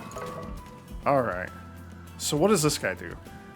Nourishing Feed. Kale and his cherubs grant plus 35 health and spikes 4 to enemy units. That sucks. I don't like that at all.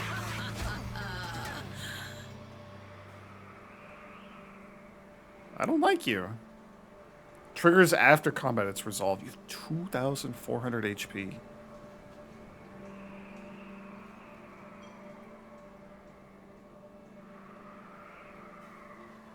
To the front non-boss enemy unit, so you can't grant it to yourself. Thank goodness. Okay, well this is going to be a doozy of a fight, for sure.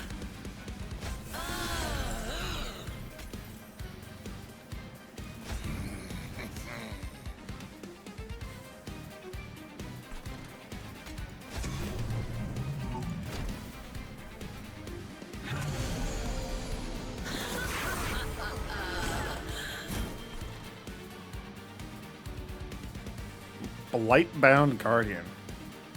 On strike, apply Corruption 3. Unit takes 1 damage per stack at the end of their turn. Stacks will remain across turns, so it's a poison. It's poison that doesn't go away.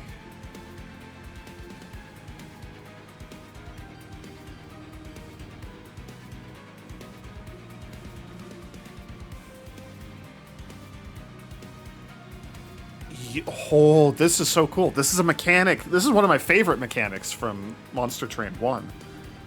There was the, whatever they were called, like the miners. They had like little moats. So you had these little like 0 cost or 1 cost things you could summon, and then your other units would eat them and gain their benefits. Eaten. After the next round of combat, this unit will be eaten by the front unit that doesn't have an eaten ability. Like, you can't eat each other. And that's the plus 35 HP spikes for deal 10 damage to self. Interesting. And you can be eaten several times. That is not good. Misshapen Fiend.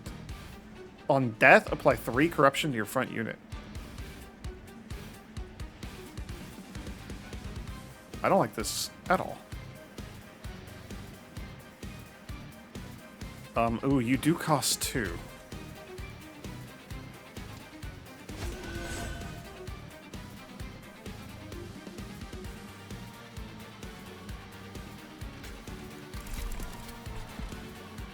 And they're all blood-soaked arenas. Oh, that's kind of cool. Yeah, this is rough. I don't like what's gonna happen to you.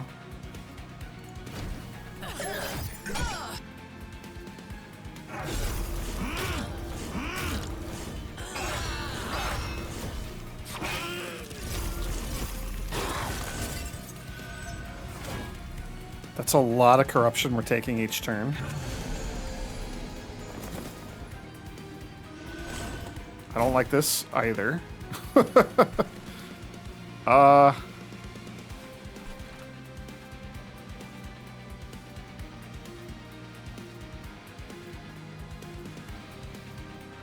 Putting like the sword maiden here is not a bad idea.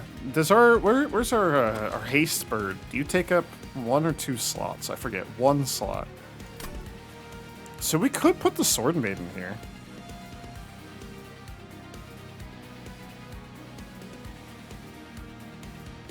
She would just come in as a relatively beefy unit that has some valor.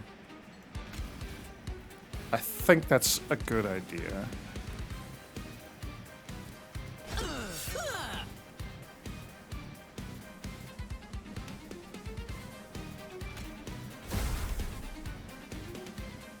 We kill you, that's really good.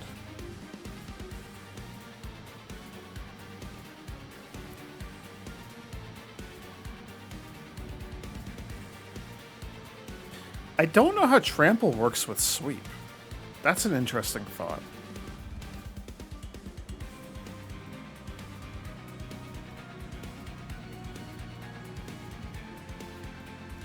I would love to accelerate this guy's damage.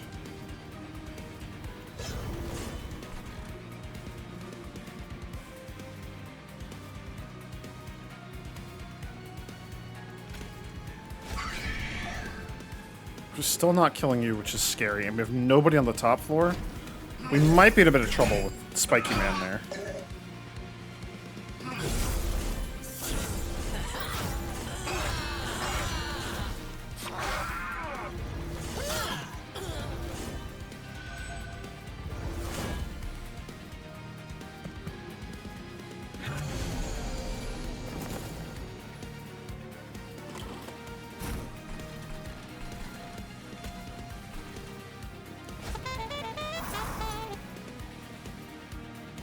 Okay, that's huge. I kind of want to move somebody else to the front to tank a couple of corruption stacks, but...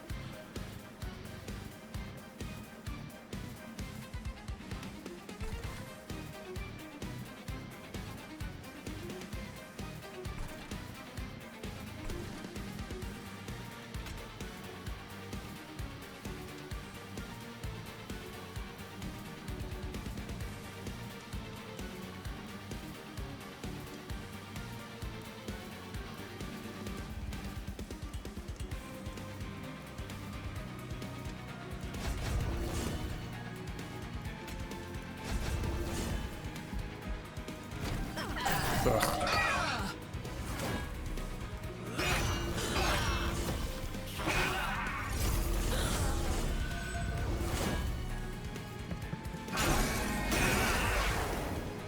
Yeah, not great, but I don't think there's anything we could have done about that guy.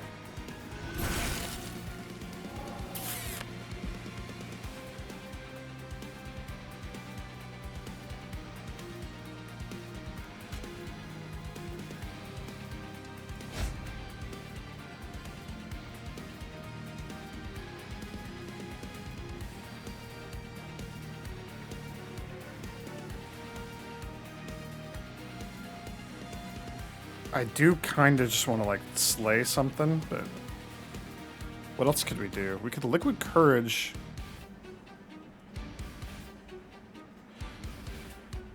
Liquid Courage on somebody who's not going to take damage, but doing it now is going to be far more useful.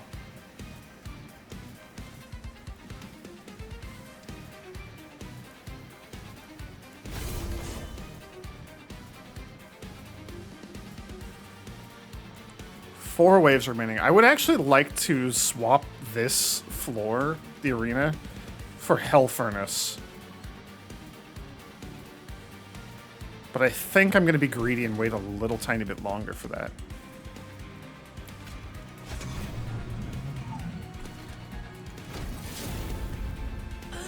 Because that'll scale for the boss fight a lot better. And then I want to move our Sword Lady in front of Whipman before the boss fight. Like the actual final round of the boss. So we'll have to see if I can finagle both of those. Liquid Courage is also really good here. How are we doing? Everybody dying down here? Everybody is dying down here. That's very nice.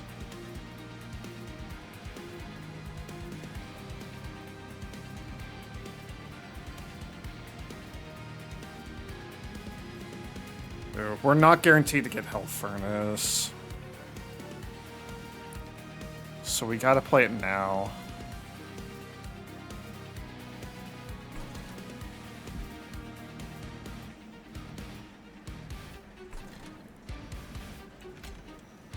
We'll just play it now. Play a room card on all floors in one battle. Okay. That'll help us deal with the boss fight. Liquid Courage is just, like, very good.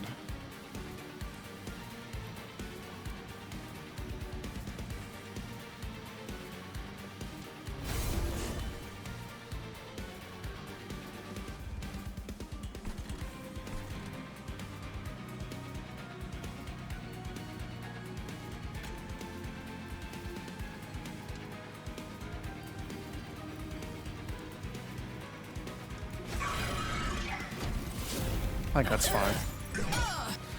I think that's fine.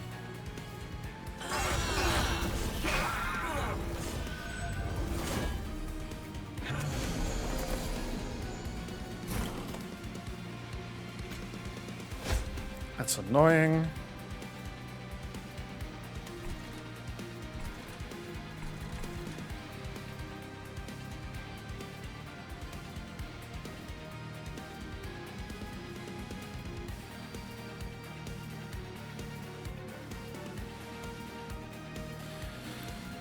I gotta think about this. I think I do want to advance the Sword Maiden to the front.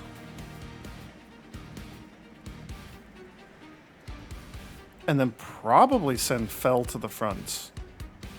Again. But having in front of the Zealot to keep him alive for a little longer, he's gonna be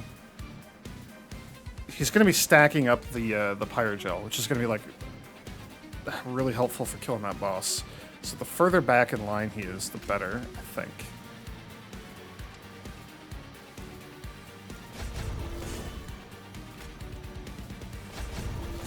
That buffs you. You're fine in the sense of, like, you're so tanky.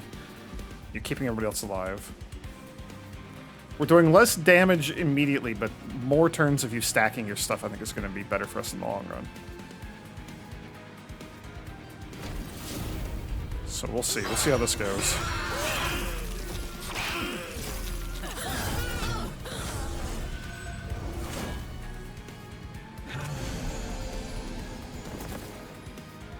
Okay, this is the last wave, and then we actually fight the boss.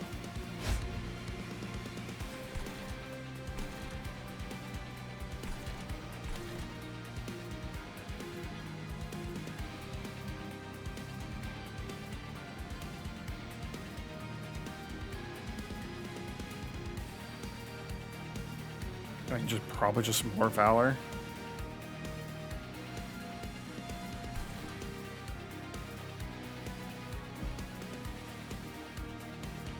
Oh, you're toast. That's a little annoying.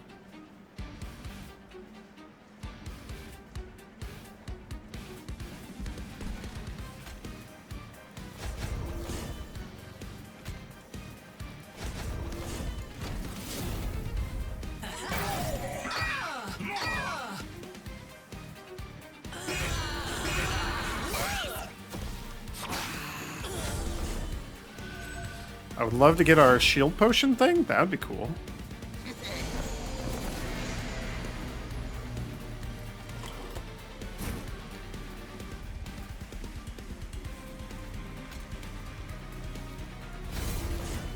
And you stay alive. That's incredible.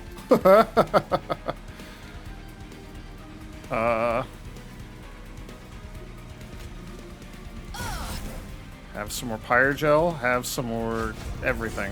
Damage. It's all good. We're fine. Okay. We win. I did not use Golden Touch at all, so I'm curious to see if we get any Dragon Swords or if, like, that's just a bug. If they're just not working at all right now.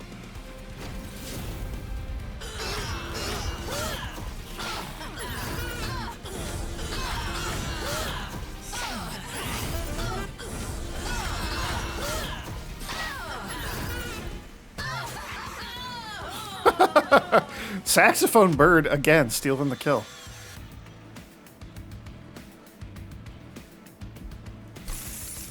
There are 5 Dragon Swords. We'll see if we go up to 8. Or up to 8. Up to 6. The next number after 5. Consume double the amount of Pyre Gel on a unit. That's a cool idea. We're not doing that much, though. Consume, spend X mana, apply 3x Valor to someone. That's actually pretty tempting, and then we don't need another Hell Furnace. More mana will go a long way to helping us out. We did not get any additionals. So that seems to just not be working. Like, we're just not getting that loot there. Huh. Duplicate any card except your champion.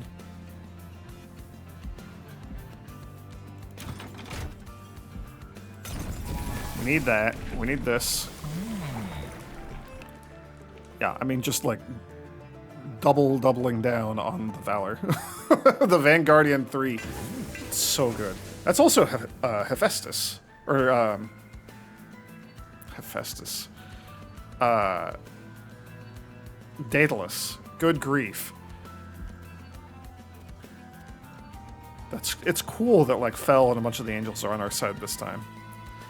So High Heaven, while most angels suffer through the harsh realities of heaven, the citizens of High Heaven enjoy the best paradise that paradise has to offer. We have the Observatory now. No empire can survive without constant expansion, and heaven is no different. Here, celestial astronomers comb the skies for new worlds to conquer. Random equipment in rooms and ways to improve them. Combine 2 equipment cards. Upgrades equipment in a room to be drawn in the deployment phase. That's more tempting now. Well, no, because I think costs a lot. Okay. -2 capacity. Create a copy of friendly units upon summon. Oh, that's interesting.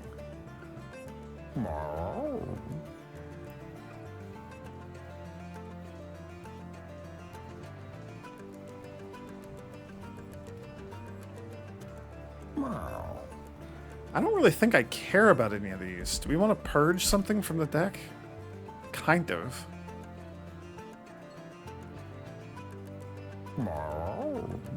Probably a Just Cause.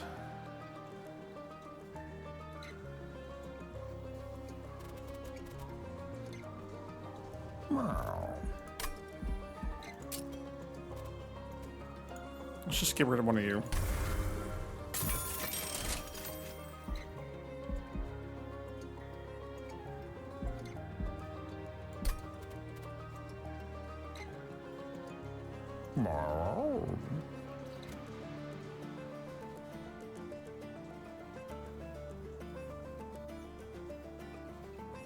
I wish we could purge the unpurgeable entropic crystals. That's rough to deal with. We could purge another one. I don't know. I'm okay with what we've got right now. We gotta duplicate something. Let's duplicate the entropic crystal. We're not gonna do that. I mean, duplicating Golden Touch is kind of funny. Liquid Courage duplicated would also be really nice. I wish that cost less, but it doesn't, so that's alright. Duplicating, like, one of our units would be kind of cool. Like, the Zealot's good. The Sword Maiden is pretty okay.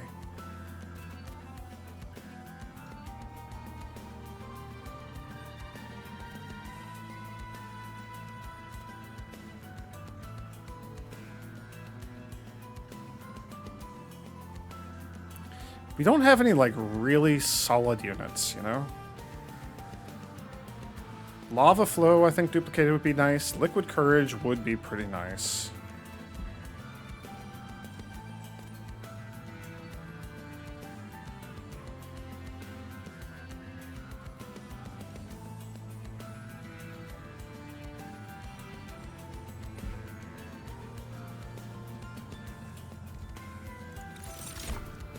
That's fine.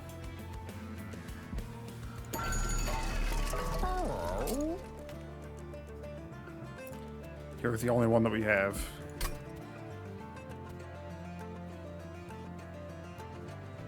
We only have one unit with an active cooldown, so I don't know about getting another Mind Cage. We could re-roll and see if something interesting shows up. Let's do that. Bloodthirsty Blade is kind of tempting. This unit's damage is equal to its max health. What? Sir, I can't, like... Oh, I can't click and drag. Okay, thank goodness. My mouse wheel just is not cooperating today. So you would do 25 damage. That would make the Shield Stewards, like, actually useful.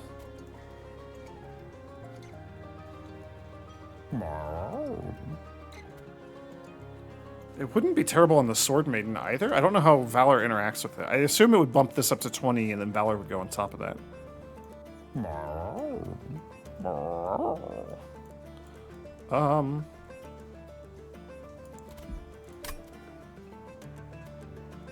That's tempting. Make one of our tanky boys, like, actually useful on the second or third floor. Bloodthirsty Blade's also kind of tempting. We'd want that on our Whip Man down on the first floor. Because he's the one who's killing most things. or on Saxophone Bird. The Kill Stealer. I'm going to take the rings. And they're free. I like that a lot. Okay. Alright, this is a good run. It would be neat if this went all the way. I'm expecting that things are going to get really, really tough as we go, but... The front non-boss enemy in each wave gets Reanimate 2. Reanimate 2! What's the boss? He's got some cool stuff going on there. He's got a lot of green arms. Rax the Overblessed. Multi-strike 1. Rage 8. Regen 20. Spell Shield 2. Relentless. Resolve. Gain all of that stuff again. Yikes.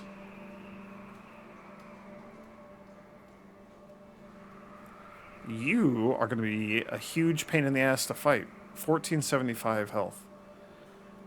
Terrifying Amalgam. That's the bird thing up here. Resolve. If you have no units on the floor, deal 5 damage to the Pyre.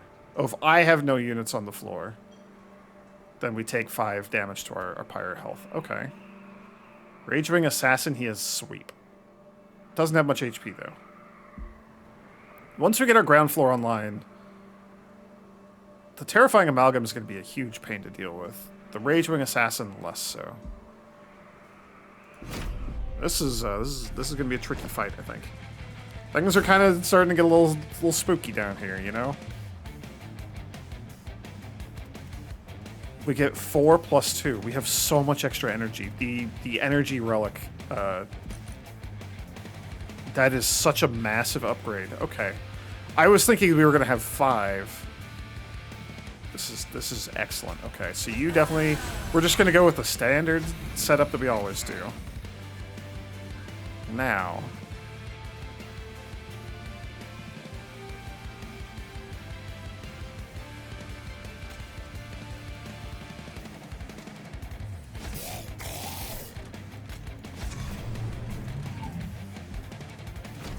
Yeah, I like this.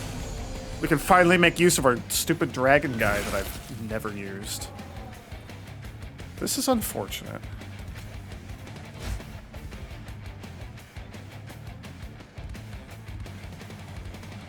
Trample's really good. This guy's just going to kill our whole team, which is not good. The arena's excellent, though. Well, I could also just golden touch this guy.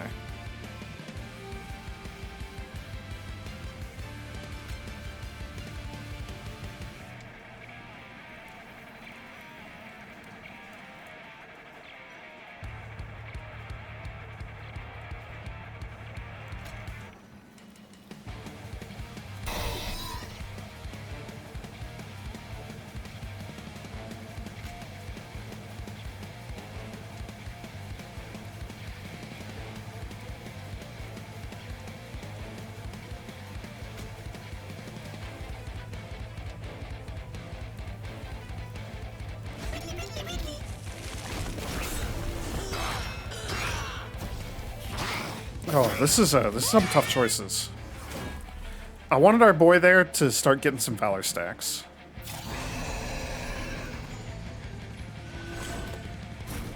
I forgot that it only shields you if you're all the way up front. Well.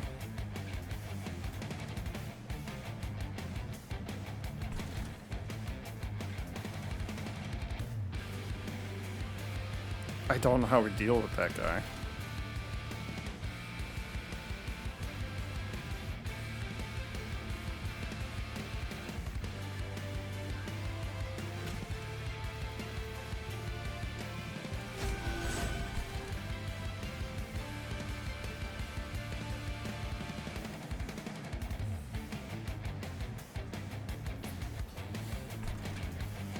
I mean, we could damage shield you to keep you alive. That's something.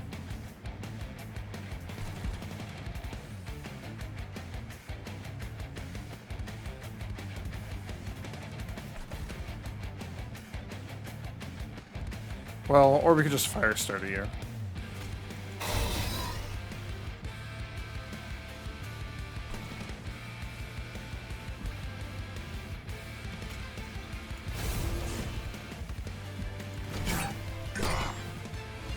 Yeah, not great.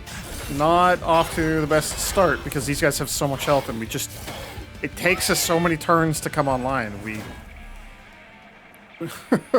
gotta... We don't have any ways to kill these, like, super tanky boys. You're actually gonna die, though. That's exciting. Get some money for once. Quick will help a ton.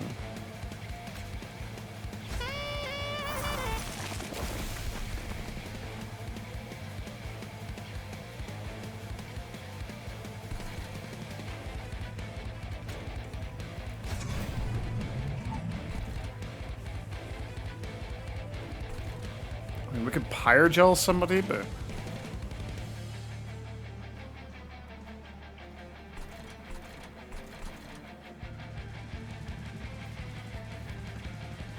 Yeah, these guys are just going to get all the way up, and there's not really anything I can do about that. Which is unfortunate.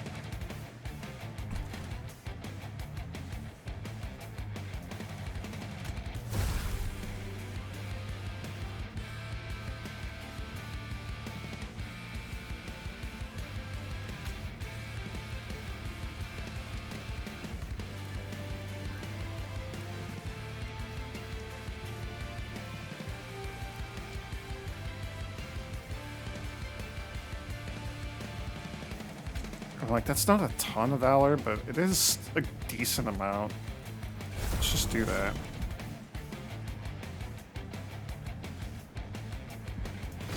We're taking a lot of damage in this fight. We just do not have the manpower, the oomph.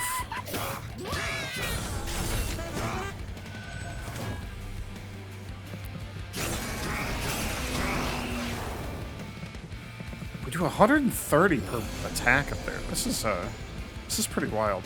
The numbers are just accelerating and escalating like a tiny bit quicker than I am prepared for.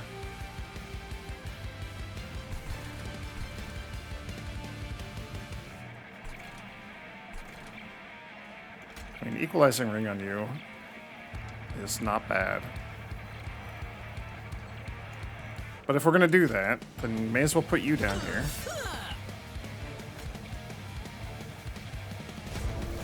That's free. You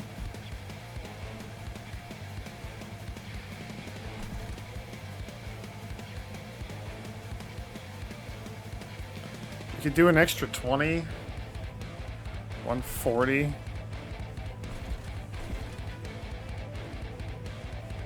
We're very close to being able to just kill you in one shot with the Pyre, which would be a really good breakpoint to hit. So I do want to like actually try to make this happen.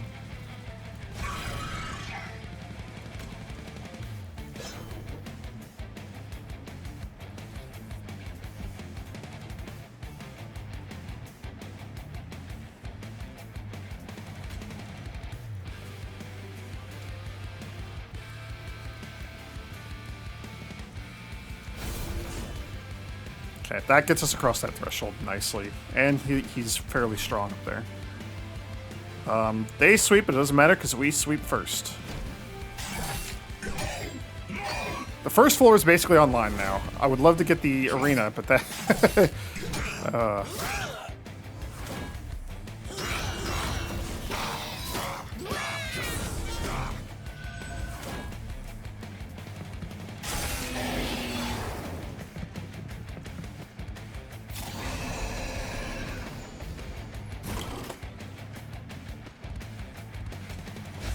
I hate that.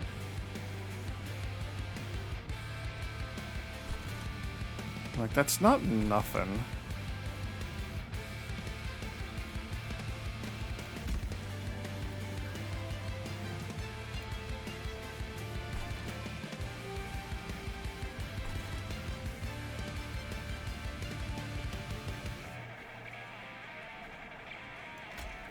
Yeah, I don't know. Hell Furnace, I guess.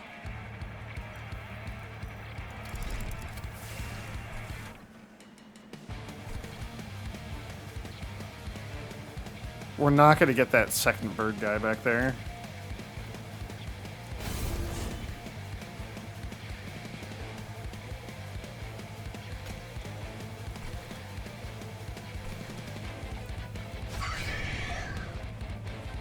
We killed the first guy at least. Okay.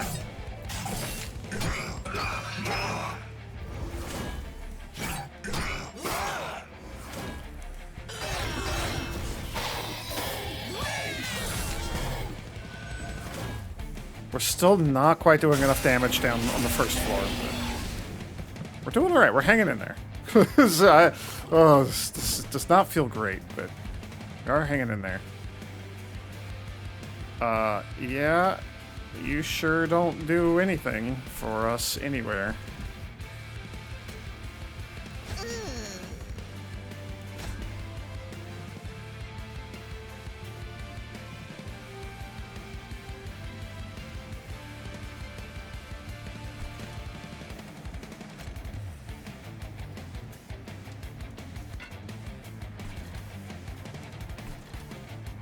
This is the guy with the wooden blade, huh?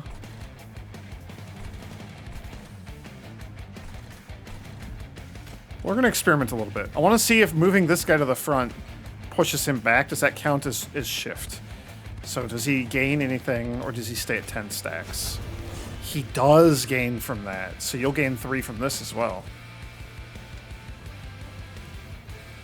Well, we could do it like this.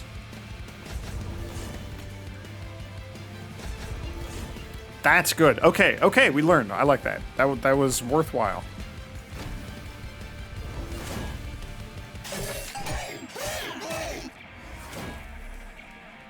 And we get a little bit of gold from that, so like that's something. A whopping 6 gold. You never know when 6 gold might matter.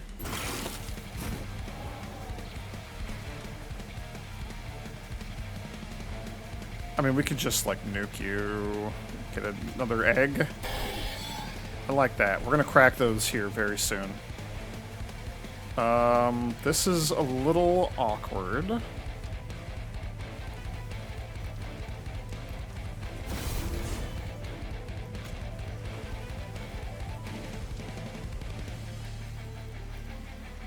Does it stack? It does. You have 2 damage shield, and we win now. Okay. That's all we needed. Cool.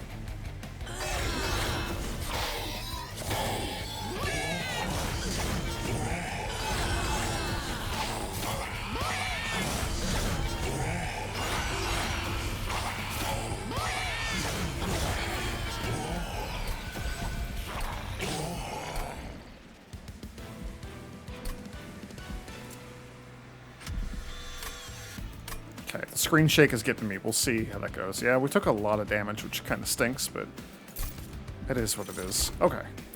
Heroic Dive! Consume. Descend, then advance a friendly unit. Deal damage to the front enemy unit equal to double this guy's armor. Huh. They don't really build a lot of armor.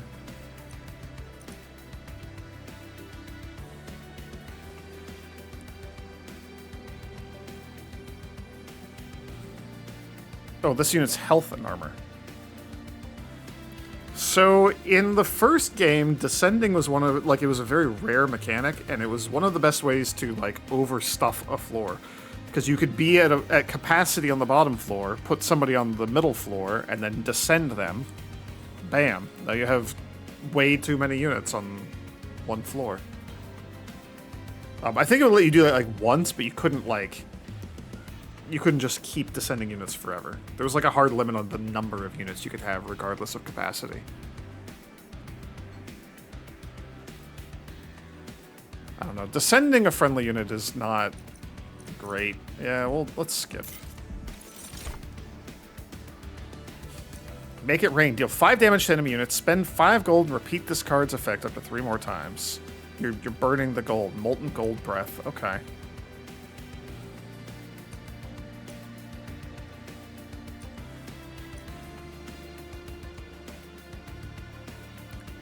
I mean, the Dragon's Breath is like a cool sweeper, but like 20 damage to everybody. The Pyre Gel 10 sticking around is not bad.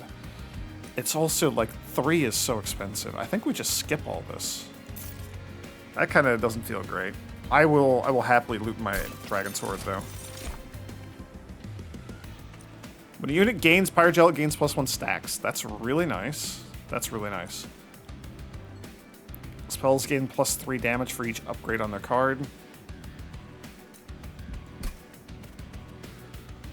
I don't think +3, so like you get +6, that's not nothing. You'd each get +3. I don't think that's great. I don't think I care about that. When a unit gains Pyre Gel, it gains +1 stacks. I think that's the good one. The best one we're gonna get here. That was the minor artifact. This is our random, like, upper tier artifact. Chain of the Valkyrie. When you equip an angel, apply Valor 3, Rage 3, and Regen 3.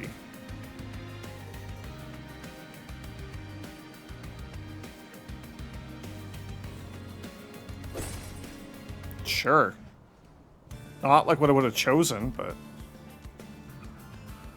Sure. The Vortex is tempting.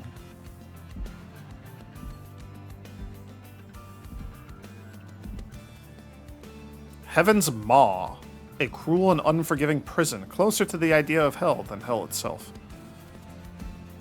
We have one angel, right?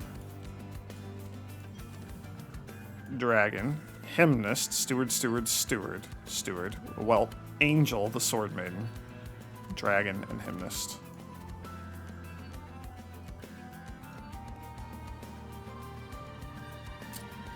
Do you count as an ally of yourself?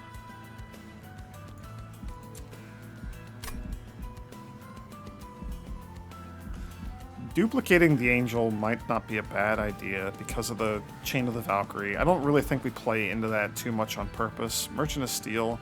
Unstable Vortex. That's almost certainly the way we want to go. Ditch a Just Cause and...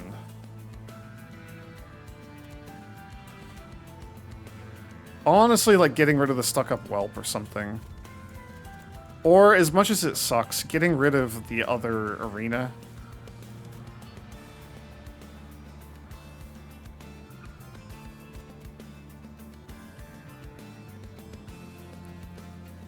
Kill a thing, and then everybody gets 6 damage on the floor. That's really good. I need some water. Hang on. Oh, I can reach my water bottle. Hooray. I left it. Ah! Punched the microphone. Welcome to the joys of me not editing my YouTube videos. Okay, what do we want to ditch? Like, I kind of want to ditch the fire starter, but that like nuke damage is kind of tempting. I probably would get rid of like the Hell Furnace or the Blood-Soaked Arena. The Hell Furnace goes well with our ground floor if I have the AoE sweeper guy and we have the dragon whelp down there, and it doesn't really matter on any other floor. So I think we could ditch a couple of these things. Yeah, let's go to this side. I need to make our units better because we have not upgraded any of our units. When an angel moves, it gains 2 Valor. Breath of Heaven. Advance the back enemy unit when it enters your train. That's kind of interesting. On deployment phase, draw a room card from your deck. Reduce its cost to 0. Dante's Footstool. That's the winner. That's it right there. We will take that. That's very good. I should probably have looked at like what our steel merchant has, but... Upgrade a unit with Endless. When it dies or is eaten, return its card to the top of the draw pile. Plus 20 health, 14 attack. Reduce its size to 1 from 3. What?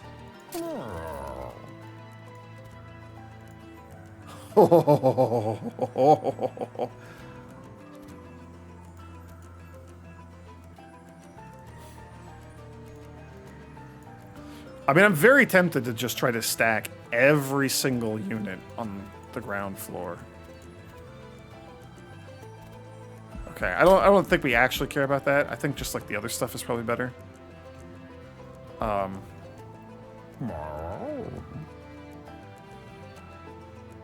Making a unit endless seems pretty good.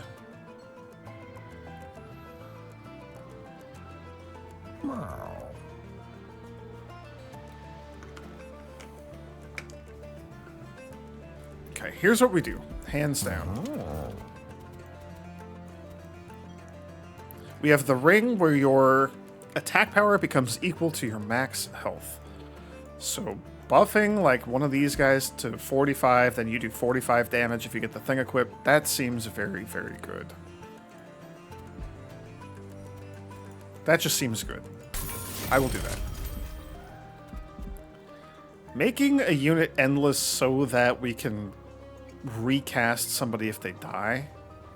That's tempting. I don't know that anybody has like a great effect when they come in.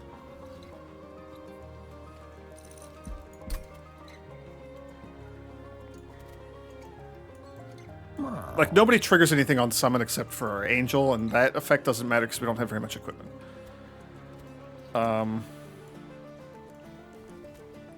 Would also give me a target to, like, cheesily, like, keep nuking my own guy and then redrawing him to put him back on the board and whatnot.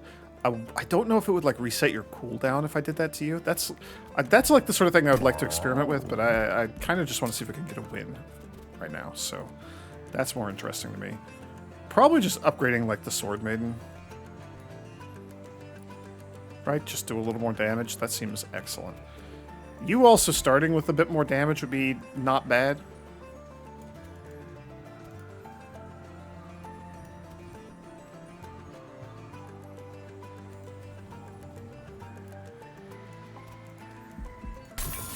I want to try to make some of these other units a little better.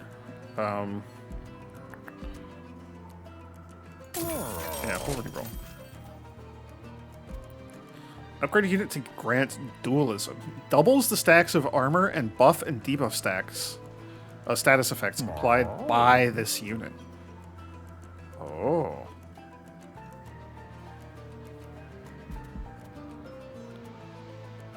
The large stone is also very good.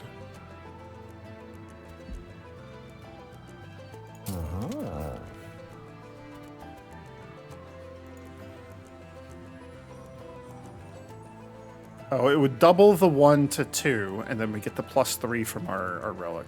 That's not worth it on you. Gain Valor 16 is kind of tempting.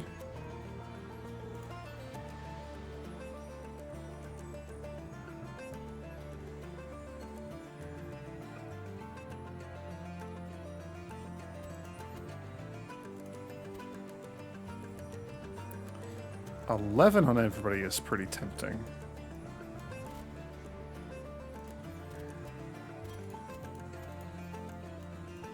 I don't think that's super worth it. Maybe on the Sword Maiden. I don't know. Large stone. Let's I mean, making one of these guys super beefy and tanky is tempting. We don't have enough units to even, like, fill out everything, so that's probably fine. Making one of these guys tanky is also pretty tempting. I don't think it matters. 75 health. If we get the ring on you, I'd be happy. Yeah, either of these shield stewards getting the ring would be excellent. So we'll do that. You just get 8 Valor.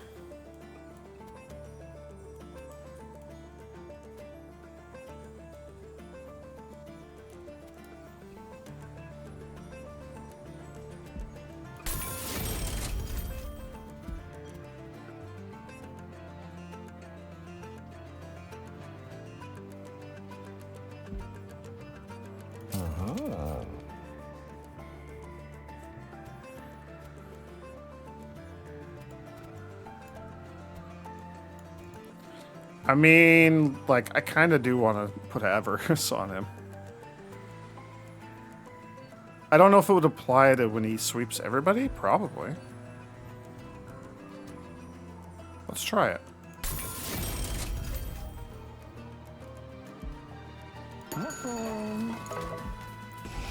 And then we throw some stuff away.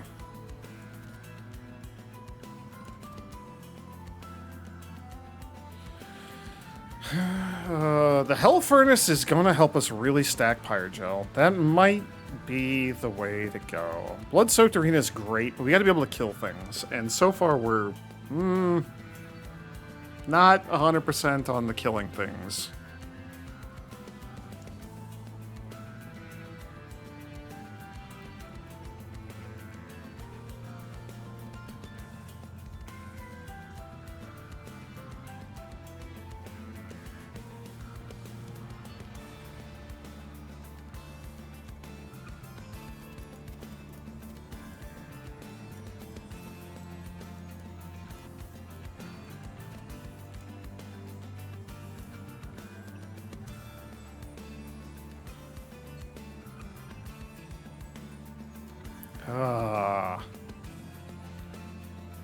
Normally I would like get rid of our train stewards, but we don't have very many units. I do think the just causes are like actually pretty useful. I think we just don't need 2 arenas because we have the mirror box that puts the arena or the room effect on every floor.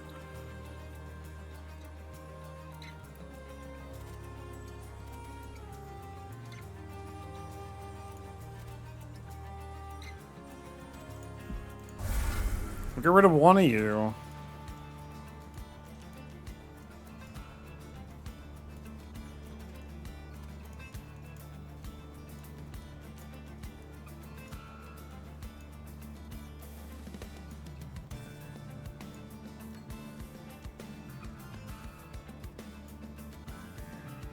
I mean, stacking this more on the lower floors helps us kill things on the higher floors, especially like if something reaches the pyre. That might just be the trick to this.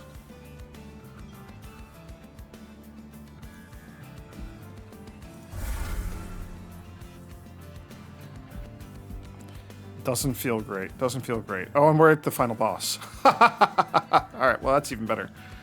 25 card deck, and one of them's a blight that sucks. It's probably okay. Seraph Eternus, Chosen of Savagery. Unrecognizable from his original form, Seraph has returned as a puppet of the Titans from the Abyss.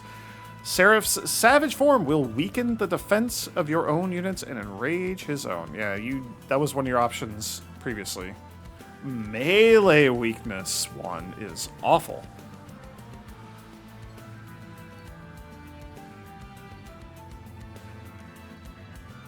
You used to just sap us. Or maybe that was Fell that did that. I don't remember. Alright, well.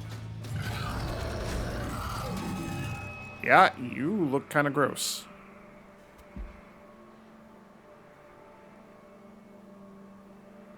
And enchant. The enemies just are going to do 6 extra damage whenever you're on the floor. You have 5,000 health and you do 30 damage.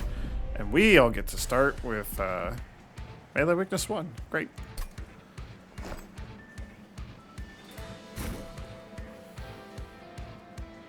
That's so good. And it costs 0. Oh, I love it. Okay. Fell for sure. The melee weakness one is like terrifying. Zealot for sure.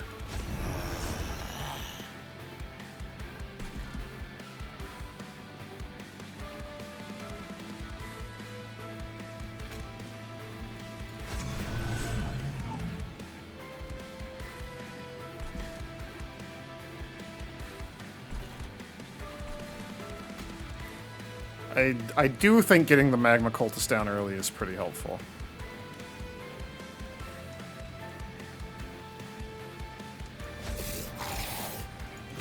Especially since I've kind of pivoted to lean harder into the goop. Oh, that's so much damage. Okay, you need your equipment ASAP.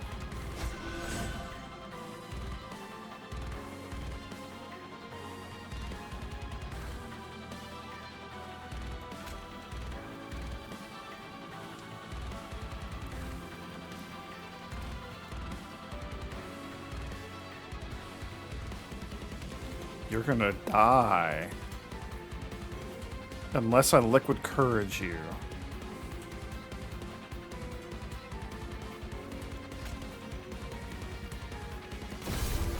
You still die.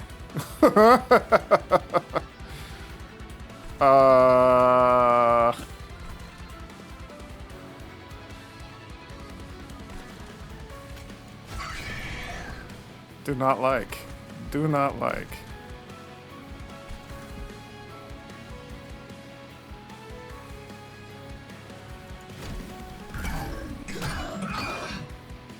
Well, that's what I get for not, like, actually doing the math.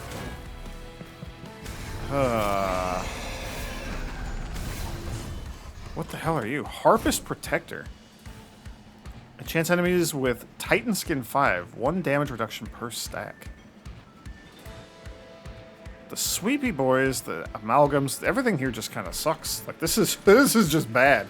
This is not good.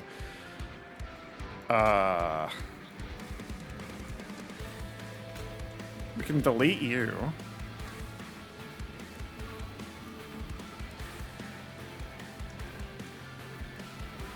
We can delete you.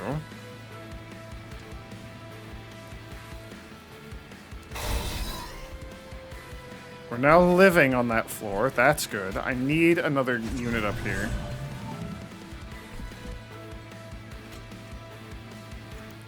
I mean, your ability is so pointless. You do nothing for us. Let's get the other Spear Steward up there.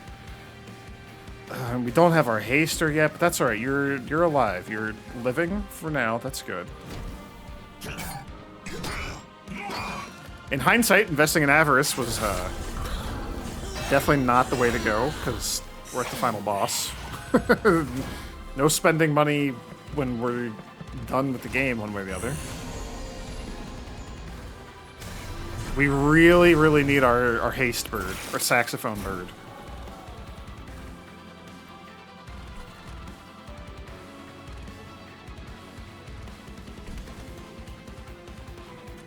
We did not get the saxophone bird. So, to keep you alive, we have to liquid courage you.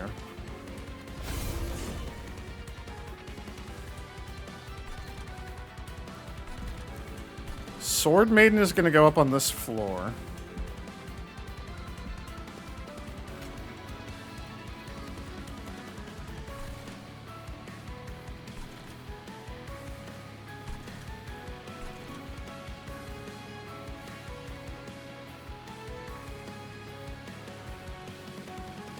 That melee weakness one is devastating.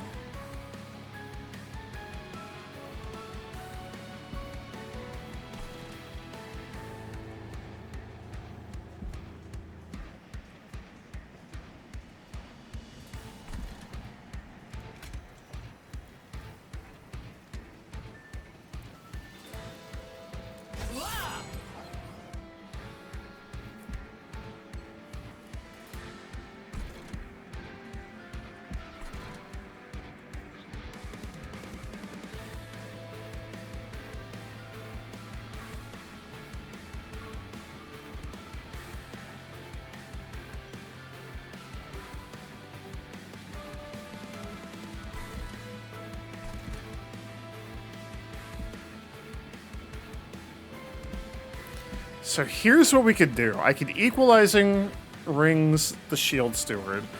We could send the spear guy to the front to tank a hit. It's not going to matter, though, because you're going to do 60.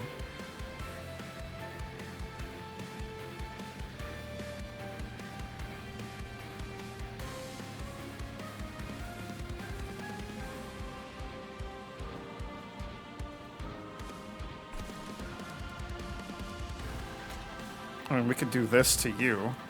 That's a lot of damage. You kind of need Valor, but we don't really... There's only so much we can do here.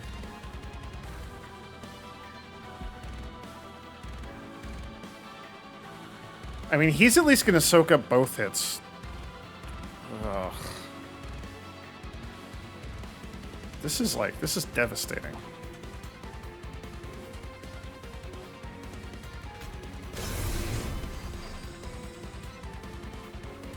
Well, that's really good.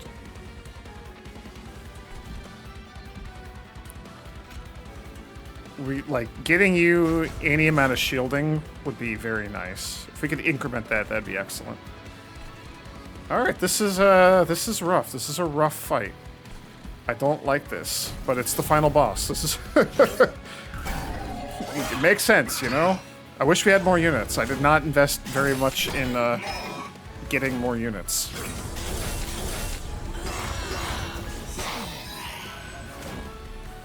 And our stinking buff birds are... Like, our haste bird's the last thing we're gonna draw. That's kind of infuriating.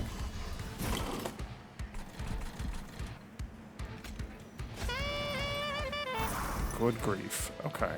So that helps. These guys are also just...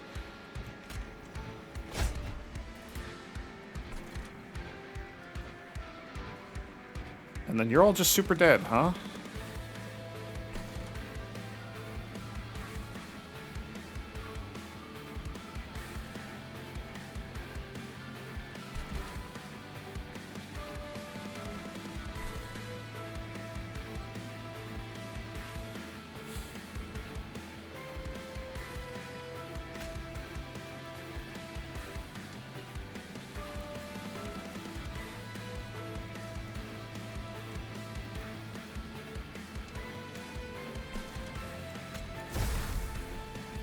We gotta stack as much Pyre gel on Seraph as we can if we're gonna have any hopes of dealing with this.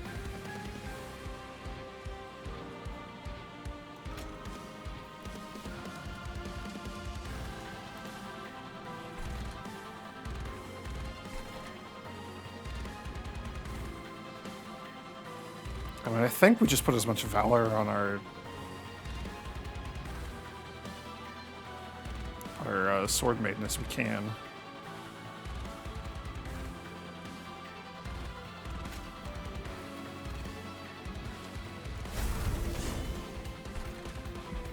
Ugh. This is gonna be rough. I don't know if we're making it through this fight.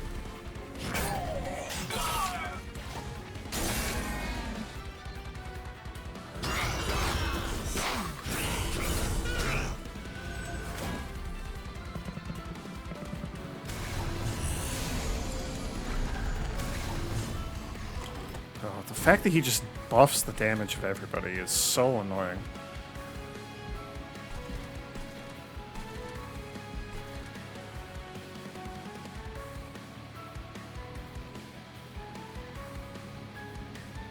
I mean, you grant us... You get trample here. I don't think that does anything.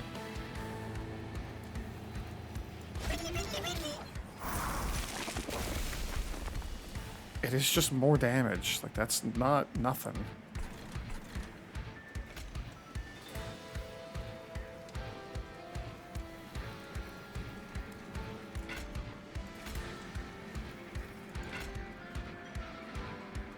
We could almost kill one of these. We could do that and then it's gonna die.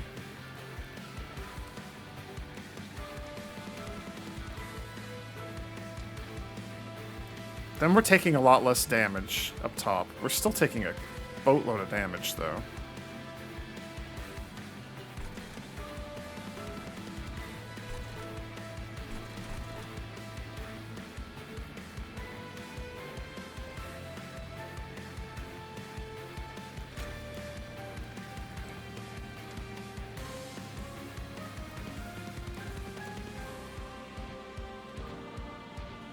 The liquid courage is also like really good to use here. Yeah, we're gonna be taking a bunch of damage up top, so whatever we can do to reduce that.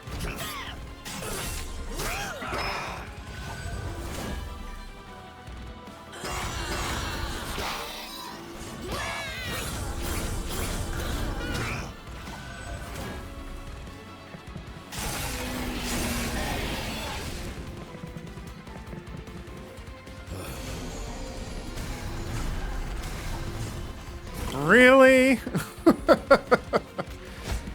Okay, well, the liquid courage is actually going a long way to keeping us alive. Boy, that, never mind, sure isn't.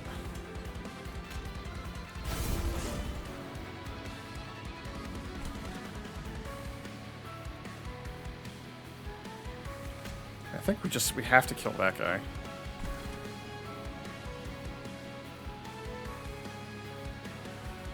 I mean, they're doing what they can down there, but...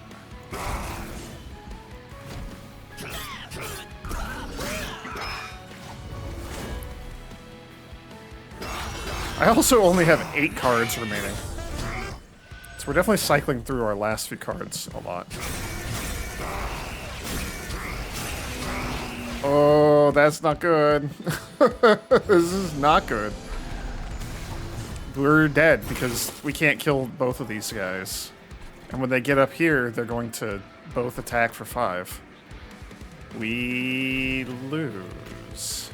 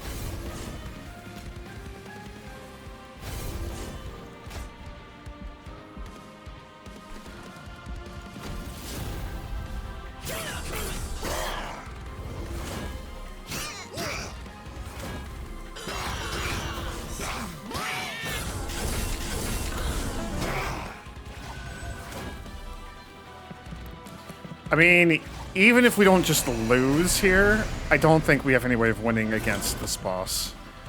He just has too much. Never mind, we kill him easily.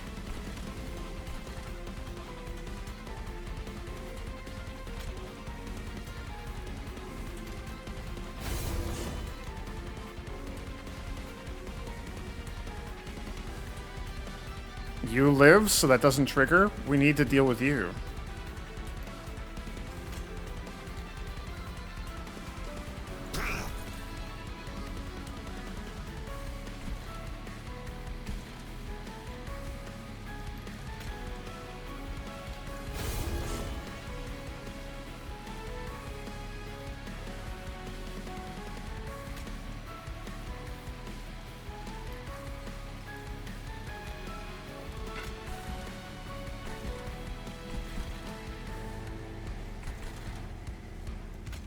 We could almost just kill you outright. That's funny. We did it. Holy cow, y'all, we did it.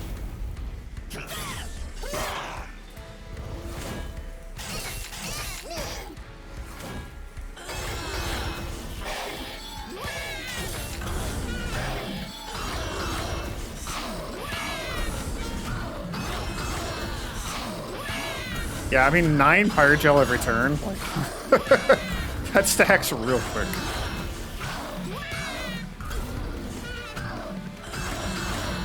And the fact that you're gaining 156. Like, that 156 damage. That's... Tyrant Overthrown. Defeats Seraph Eternus. That... Being able to stack that floor and just have it accelerate so much... That was good. That was so close. I can't believe we got that stupid whelp and that I was able to, like, double damage negation in that thing. Hey, the Great Abyss! We did it! A realm beyond heaven and hell, something, something. Whew. The Banished have leveled up. We unlocked Eagle Heart. So this is Fell's crew with the Valor. Okay. Consume. Advance. Apply Valor 5. What is advance? Just move to the front. Apply Valor 5 to a friendly unit, then it attacks immediately. Ah, so we get to go buff somebody, they march forward and do a smack. That's really good. Hell yeah. And we got the Sky Song Trumpet. Summoning a Hymnist applies Valor 5 to friendly units. Really good for our little saxophone bird. Level up again. Ascend, and then advance. Ooh, that's kind of cool. Martyr's Signet. At the end of the entire battle, friendly units at the front of the floor permanently gain +6 health. That's cool. Guildmonger Extinguish. So when he dies, we get a dragon egg. I like the dragon egg mechanic. It feels like it wasn't working correctly. It feels buggy, but we'll see. I'm sure that'll get fixed here pretty soon. 30 health, so you're tough to kill, but when you die... That's cool. Attuned Manacles. Summoning a Whelp reduces the cooldown of friendly units by 1. So Whelps must be the little dragonlings that have abilities that we can activate. They don't really have any stats. They can't really do anything on their own, but their abilities are kind of cool. Okay. When we summon one, it reduces the cooldown of everybody else. I like that. Yay, we did it.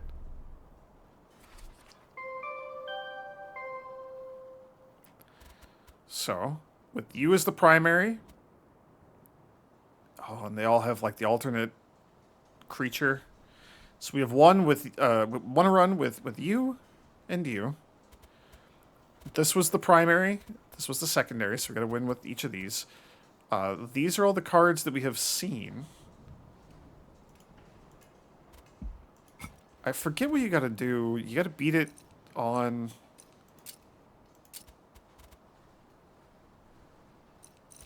You have to beat it on like a certain difficulty or something to guild the card and to master it. Ah, so in order to unlock these, this is what we have to do. Consume cards, attach 100 pieces of equipment. That's going to take forever. Defeat enemies using spells. Very cool. And then the colorless card. Colorless cards.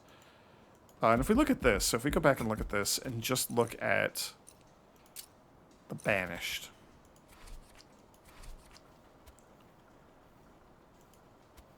Unknown. These are locked, so hit level 5, hit level 10, level 6, level 4, 7, 8, 9. Okay. And then some of these are, we just didn't see them. But we may need other things in order to see those. So that's cool. So Fell did come in with...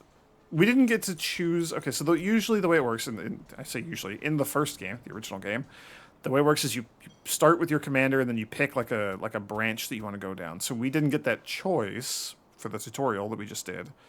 But we did start already kind of like down one of those paths. So that was cool. The enemies. Look at you. All the different, like, Covenant ranks. You're so creepy. Yeah, so we could see that we went down the Vanguardian rank all the way to 3, so we could see what that does.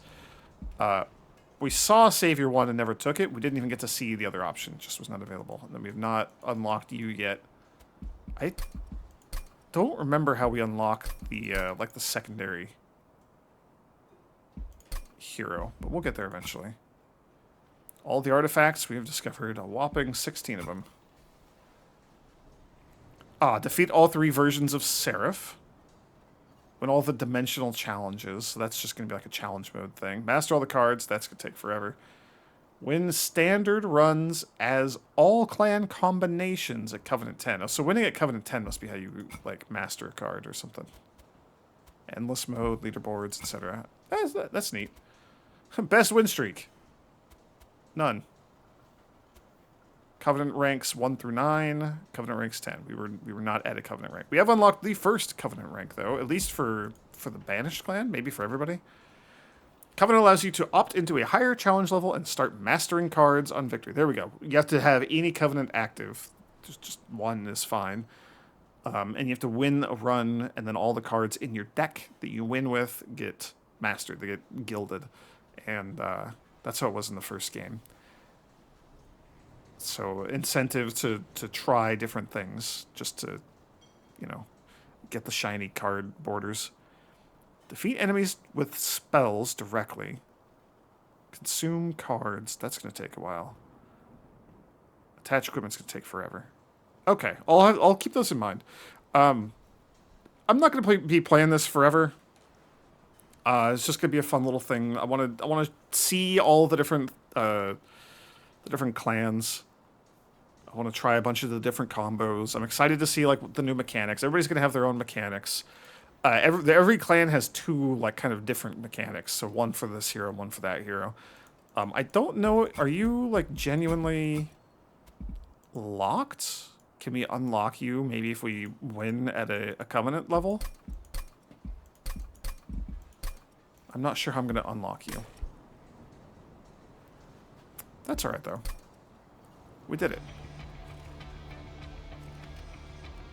We get a little cutscene thing. Okay. Commander, the initial battalion has finished unloading the train. The reserves are waiting your command for the next assault. Very well, send word to the Pyre board. We'll depart again soon. I'll join you shortly. Yes, Commander. Angels attacking heaven. I could never have imagined it would come to this. Not too long ago, I led these same troops to destroy hell. Yeah, this is the first game. That's what you guys looked like in the first game. Charge for heaven! For Seraph. When we invaded hell, we fought for Seraph. Now we fight for our own survival. It's weird that there's, like, actual story in the game now. Seraph, my brother, our leader. I followed him without question. But I saw too late the cost of my blind faith. Since the evasion failed, Seraph began to change. The taste of defeat enticed him to seek greater power from the titans beyond our world. Yeah, I like that we're fighting eldritch gods. Like, that's kind of cool.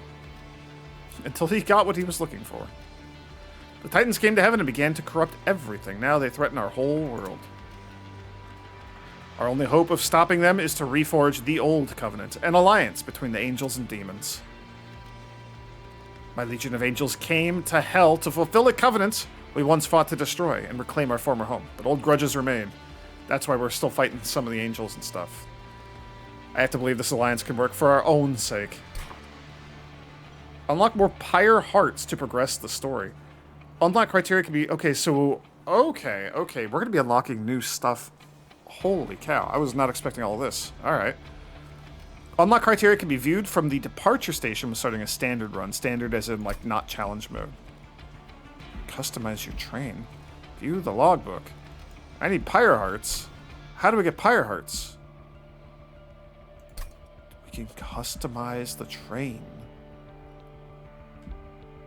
Standard Skull Crusher, sure. Hall of Experiments, unlock Covenant rank 5. Rock and Roll Heaven, complete 10-dimensional challenges.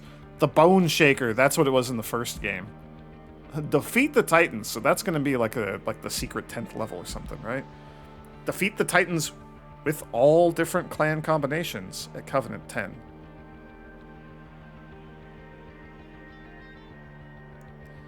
So there's 5 clans.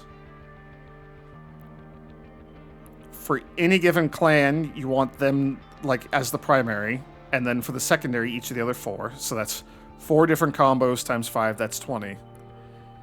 And you want that with the A champion, and then you want that with the B champion. So that's a lot. That's 40. That's going to be a lot. But the Gilded Vault, I do like gold. And I assume you're all just going to be the same. Yeah, okay. That's cool. That's a cool little thing. This is what we were just looking at? Yeah, the logbook. Okay. I'm not going to do another run, but I do want to just, like, look and see how to unlock things. And it looks like there might even be, like, other stuff that we can unlock here as we do this. So new run, daily challenges, community challenges, nah.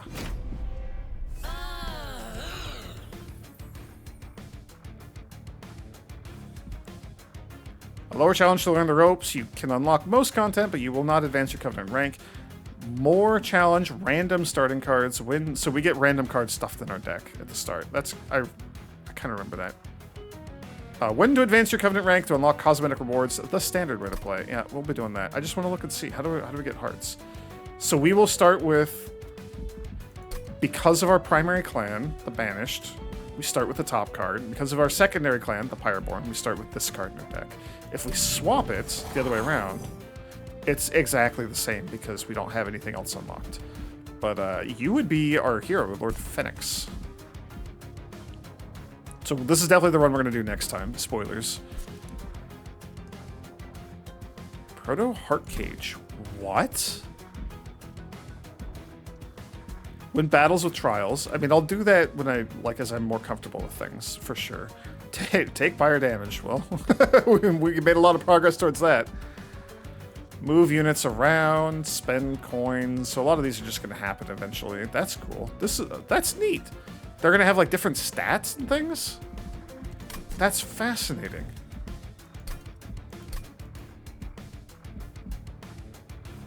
Enemies are stronger. Add additional random cards to your starting deck. So we'll start with like 1 or 2 extra cards. Can I see what this guy's whole thing is? Use powerful abilities of the dragons and their attendant drakes who have emerged from the gilded gore.